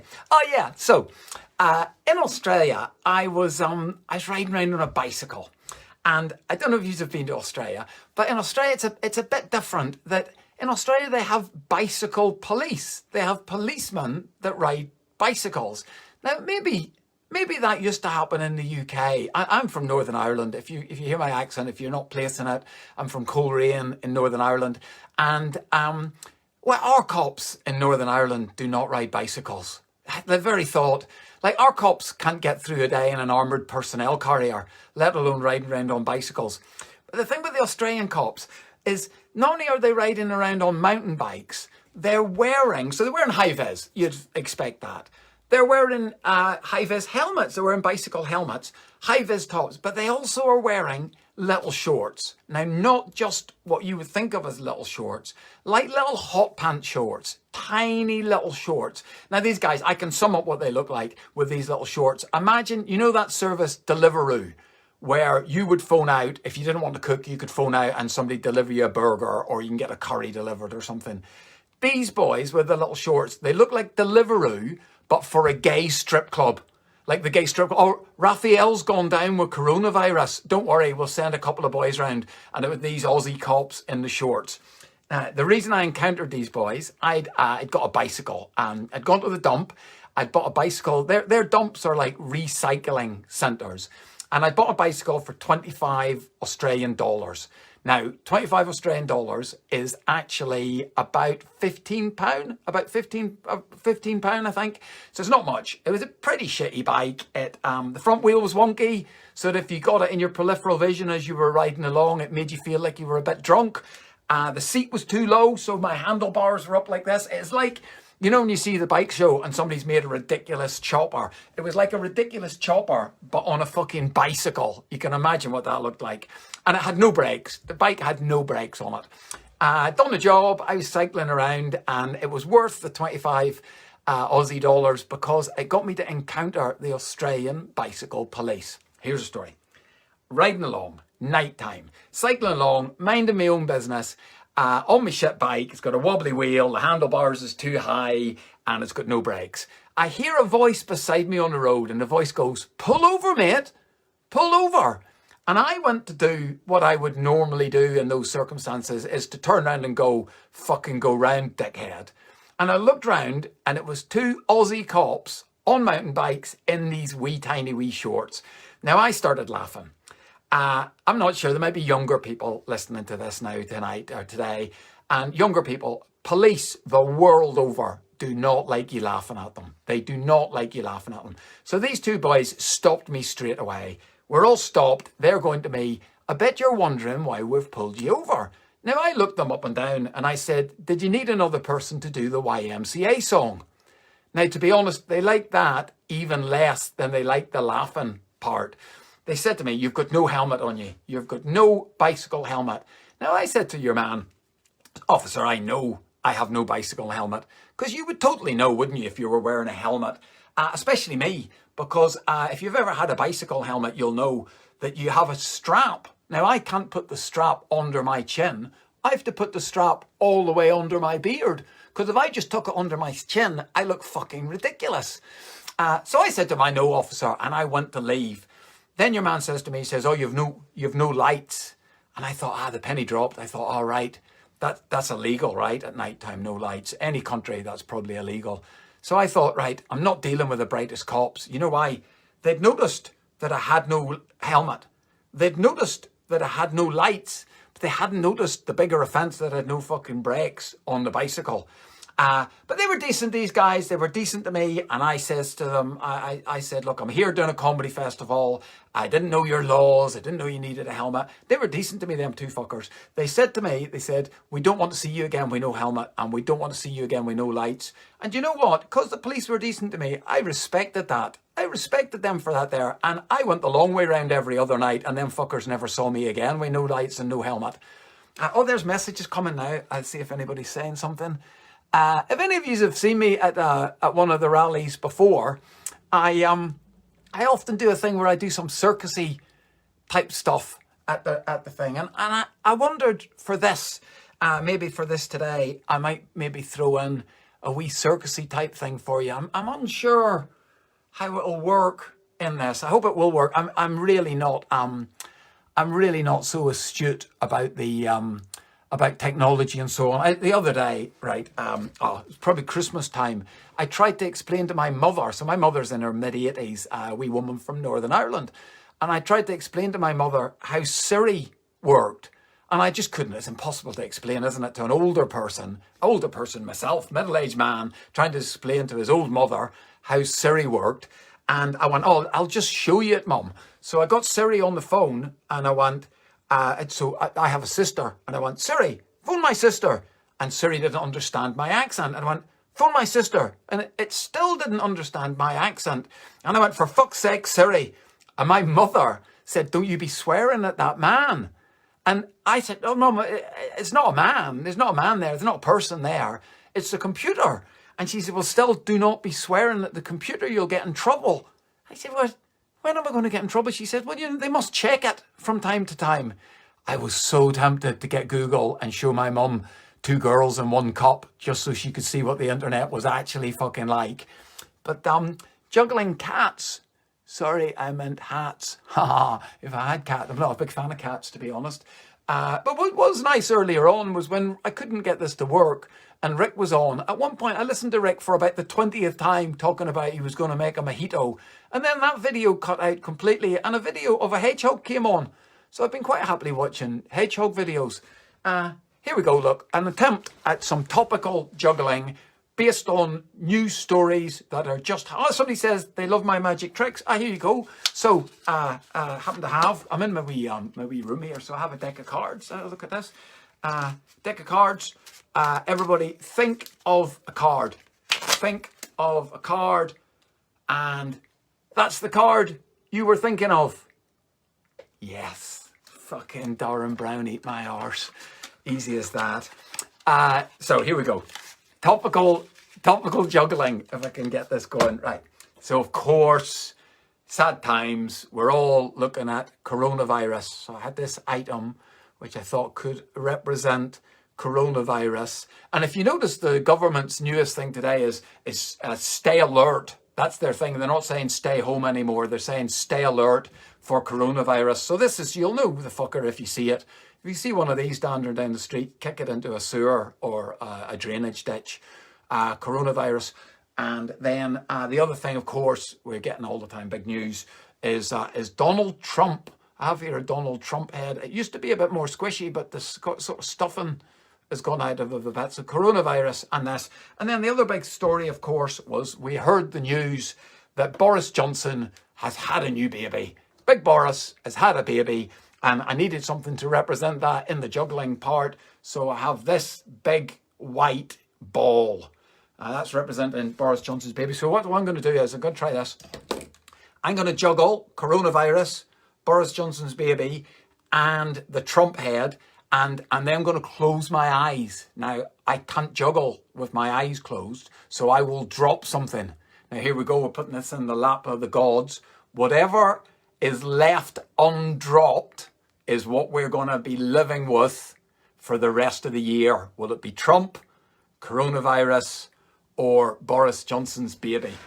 Okay, here we go. So I'm going to close my eyes, and whatever gets dropped, whatever I'm not dropped, is what we're keeping for the rest of 2020.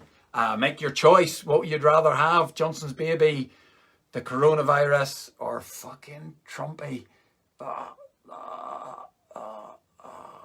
I bet you any money, if I left that around, that Rick would try and wank with that. I'd put money on that. Anyway, here we go. So, there's the juggling pedal. Right, here we go. I will close my eyes. Whatever gets dropped, we're losing. Whatever gets still in my hands is what we're keeping for the rest of the year. Here we go. Eyes closing in 1, 2, 3. Boris Johnson's baby. So I suppose if you were being fucking charitable, that's a pretty good outcome. Please drop Trump and Boris. This says Mandy. Okay, so I wonder if there's any chance of any heckles from on here. I'm going to do a quick commercial break. You'd have seen the lovely Mandy was wearing a t-shirt, a Logie on Fire t-shirt. Now, Logie's the guy that I do the my circus double act with. Logie on Fire t-shirt. And you'll also see over my shoulder at the rallies, I'm always selling these things here. I've got t-shirts. It says on it, live fast, die hairy. Now, I don't want you to buy the t-shirts off me. What we've done is we've given a whole load of them to NABD. They're in the NABD office and you can buy them from NABD. Normally we're selling these at the rallies, but we're not able to get there this time. So yeah, try and if you want a t-shirt, we've got bandanas, we've got mugs, we've got those Logie t-shirts. There's a load of shit there. Rick will probably put up a link to where you can get it. And Jonathan Mayor has just put on here, Logie, the cute one. Fuck you, Jonathan. I'm the cute one. I'm the fucking cute one. Not fucking Logie. Right, magic trick. Beard's pretty fashionable now, and I realise a lot of people watching this, a lot of the bikers have had beards for years, like myself, 25 years having a beard, and now we've got the fucking hipsters have come in and took over. It would have been, you'd have looked at somebody like me and you'd have thought there's a biker, and now you just look at me and think, I bet that guy makes a good cup of coffee. So what I do, live on the camera for you guys right now, I'm going to make my beard disappear. I think this is something that is suitable for the modern technology of the internet. My disappearing beard trick right before your very eyes. Ladies and gentlemen, I give you the disappearing beard.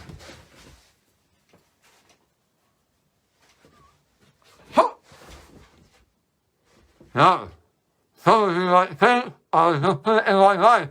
Do you hear what I say? Fuck you! I'm gonna come back. Here it comes.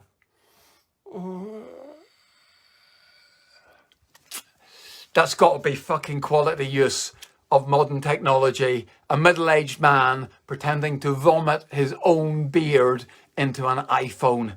I think now, unless there's any questions, does anybody get any questions? Hazel says she keeps shaving her beard off. I think you should just let it grow, Hazel. Embrace it. There's Ange, Lady Garden beard coming on well.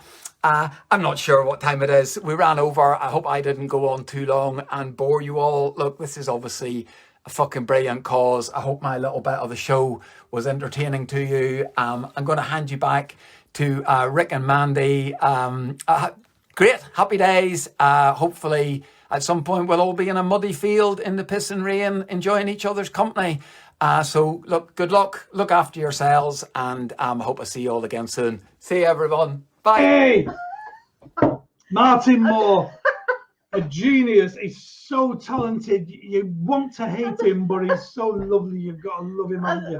I'm still heaving at the thought of all that hair in my mouth. We both actually applauded. We applauded when Martin did the disappearing beard trip. The two of us in the room. One of us is really fucking drunk. The other one's wearing a trilby. Piss pot. Yeah. And but we both applauded the disappearing beard trick. Fucking sensational. The man is a genius. It's just one hair in my mouth makes me want to. I know, darling. But a whole bit. How could he do that? The amount of times I've woke up with vomit on my balls. Yeah. I thought it was hair wrapped around his big toe. Well, that's because you spoiled them. Anyway, look, Martin Mor t-shirt. We do have some Martin Mor merchandise at the NABD office. I'm hoping we are back on again. Could somebody make a comment? Say, yeah, you can't. Oh, hurry up. But that's all right, love. Have a piss. I'll just waffle for a minute. We've got another 10 minutes. Because the NABD happy hour, 60 minutes, is now in 1 hour 49 minutes. I think it's only does it justice if we go to the full 2 hours, because let's face it, where the fuck else you going to go with lockdown? I did see a comment earlier when one of the comedians that one of our guest comedians had mentioned lockdown, and somebody pedantically said, "Oh no, they mentioned quarantine." He said, "It's not quarantine, it's lockdown." Does it fucking matter? It really doesn't matter. Anyway, so. Well, no comment yet to see if anybody's. I'm hoping we're online and we're not suddenly just talking to our fucking selves. Can I just rudely interrupt? Of course you can. Right, I really want to thank everybody out there that's contributed towards the NABD fundraising thing for my birthday. I've never done one of those things before, and I thought, oh well, I'll just try it, and I thought I'll just go for £100. But oh my god, I can't believe how much money that's been raised. There's no comments coming up. I don't even know if we're on. End live video. No, that's to finish it. That's to turn it off. Is anybody there? Hello. Is there anybody out there? Is there anybody out there? I don't know if I should kill this feed and start another one. What do you think? Yeah. I'll kill this feed and start another one. Yeah, I don't. Okay. I don't know. Well, I don't know. Don't go away. I'm going to kill it. Start another one. Can I go? I'm hoping. See if it comes up. Don't have any volume. I'm hoping that we're back on again. We just came back on, but there was no comments coming up at all, so I'm not sure if it was working. Fucking, I detest internet technology and all that. But luckily, I know people who can do it all to make it work for the NABD, so that's great. Simon. Brainy people like that. And Tracy. Who don't drink enough cocktails, but are lovely. Anyway, we're back. Oh, your phone. My fucking phone's going now. Hang on a minute. I'll just get this, because it's probably Martin losing the plot. Let's see. This is the phone, and it's Pete Walker. Oh, Pete, not that guy. Hi, Pete. Hello, Pete. Oh, fuck, I missed him.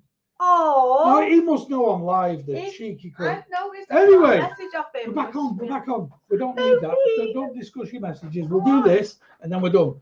Right, so you go for a wee, darling.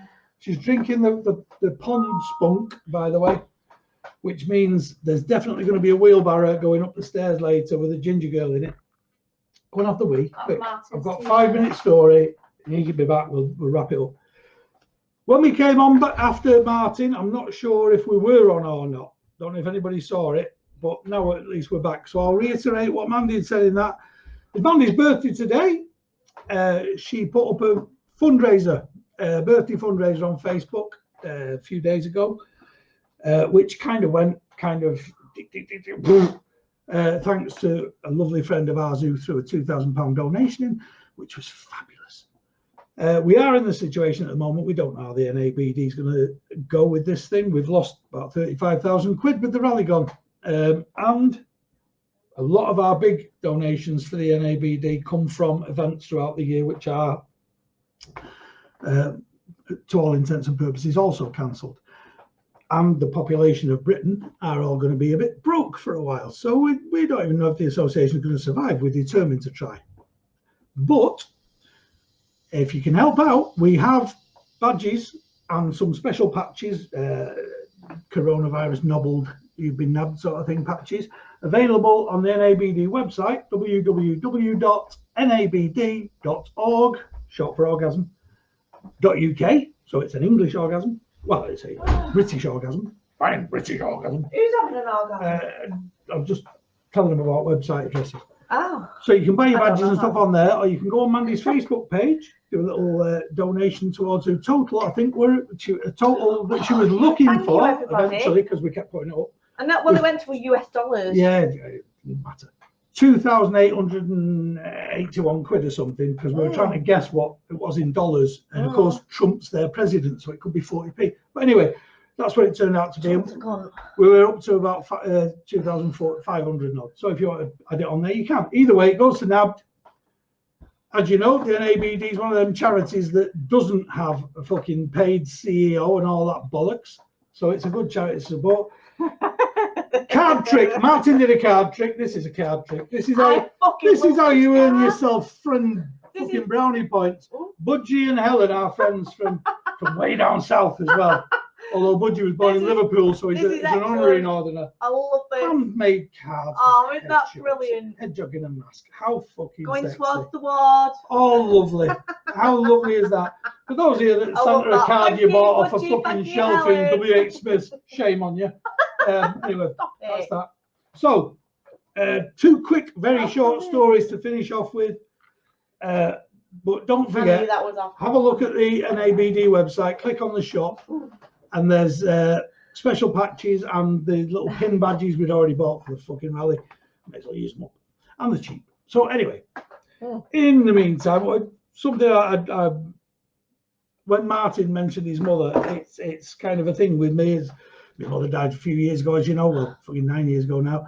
We were very close, and I've told many a story about her in comedy shows. But what I don't think I've told, it's a very brief one really, was in her latter years, when she was in her 80s, she didn't, thankfully, she didn't have... Joel. Hello, Joel. And John, fucking, what are you calling? I'm not pissed, I'm calling Bernie. There's Anne McGarry. Hello, Anne McGarry, you piss pot. Oh, I love that woman. Yeah.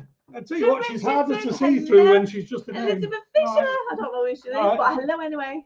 That's Clean Martin's missus. Is it? Yeah. Oh, sorry. How pissed is she? Now she's embarrassed, look. Oh, no, I'm This not. is Mandy being embarrassed. Anyway, There's when my Nicola. mum was in her later Right. years, if Mandy lets me get a word in, Sorry. she didn't have Alzheimer's or anything, but she did have that cute thing that 80-year-old people have, where they kind Dementia. of, no, that's not nice. Where they just kind of, things don't quite make the same sense as they used to do. I was watching telly with her one time. There was that, I don't even remember the program, Swimming with Dinosaurs.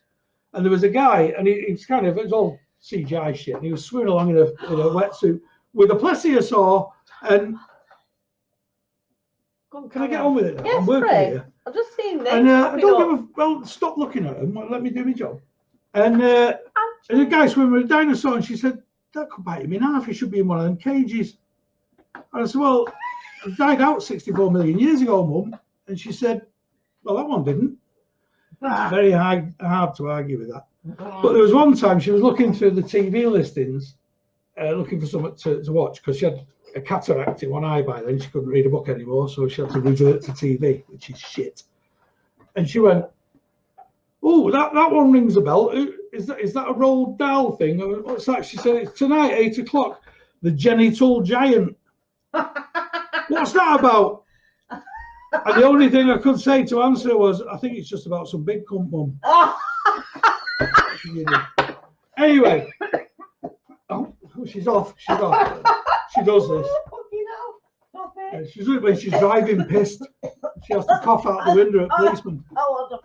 And then we have to get her tits out for money. Anyway, one finisher, and it is a finisher that works, because it was at the end of a NABD rally one time at Capesthorne Hall. And maybe it's not hugely funny, but it's kind of a sweet story that's within the nature of what the NABD and the Ubin NABD rally is all about. When everybody buggers off, packs up the tents, takes the hangovers home and all the rest of it, there's a very small number, thankfully more nowadays, thanks to Ken and Pauline Chaplin coming up with the idea of feeding everybody. But we miss Ken. Ken's kitchen. But we used to end up with about 12 people at the end of the rally after 3,000 had left and left all the shit everywhere. They are better at that now. But in them days, this is back at Capesthorne, they left everything just on the deck. And 12 of us, I'm not lying, between 12 and 15 of us in the rain would pick all that fucking litter. It was heartbreaking shit. But then when everybody had left, it eventually boiled down to myself and a chap called Jim Meredith, who most of you will have seen at the rally and not known who he was. He does all the electrics and that. And for years he was a trustee. And we were just sat in Jim's car and we were waiting for the last generators to be picked up and the few bits of stuff from HSS who were fucking boneheads, can't organise a fucking collection. And we just sat there and the field was empty and it looked pristine. We really do a heavy duty fucking litter pick job. But there was about 1,000 crows all marching around pecking stuff because there's always bits missed. And Jim said to me, what do you reckon they're pecking up there? Because there must be millions and millions of little bits of dope and stuff dropped in that grass. And I said, Jim, don't, whatever you do, don't even mention that. Because I can just see the fucking headline in the Daily Mail tomorrow. The NABD, disabled bikers stone the crows. It was just a thing from the end of a NABD rally. And this is the end of a NABD rally. Oh, I know. But I did get a message earlier from somebody who was here right at the start of this show when we first went live, way back 2 hours ago. 3 hours ago, fucking 3 hours ago. Yes. Oh no, it wasn't. Sorry, 2 hours ago. Really? I've had a drink. It's 3 o'clock now. We're starting. Anyway, 1 o'clock. When we first went live, I wasn't quite expecting it. And me and Mandy were having a conversation, which involved. I mentioned the fact that I'd been stroking my willy in the garden this morning. And Mandy said the only way you're going to be able to finish this show now is to show people your willy so they know what it was all about. So, ladies and gentlemen, here's my willy. Oh, you've got a lovely willy. Poor thing. This is my willy, ladies and gentlemen. And I was stroking my willy in the garden this morning because it relaxes him. He's a happy willy. He's lost both of his eyes. He's a disabled hedgehog. And he's in good company. And he's going to go to Helen and Budgie's mother's. So bless you all for tuning in. Please make a donation at either go to the NAB website or just look at some of the posts on the NAB page. There's buttons there where you can donate. Buy yourself a badge.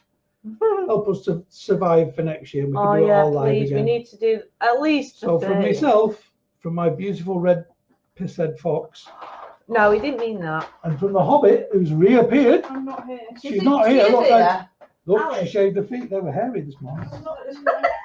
Oh, don't And say from that, my beautiful Willie, Alice. thank you very much for tuning in, and thank you to Jonathan Mayer, Oh. Martin Moore, Richard Massara, and Bob Ingham. Oh, for you being were such good all of them sport. were absolutely brilliant, weren't they? They were fabulous. Oh, Enjoy the rest of your fantastic. day. Thanks, I'm guys. just going to pump Mandy's stomach, as we call it, when we do it from the back. I want to know. Thank you all very much. If you want the Is that recipe for these cocktails, watch the video again. I can't be arsed writing it down. Good afternoon. Goodbye. Thank you.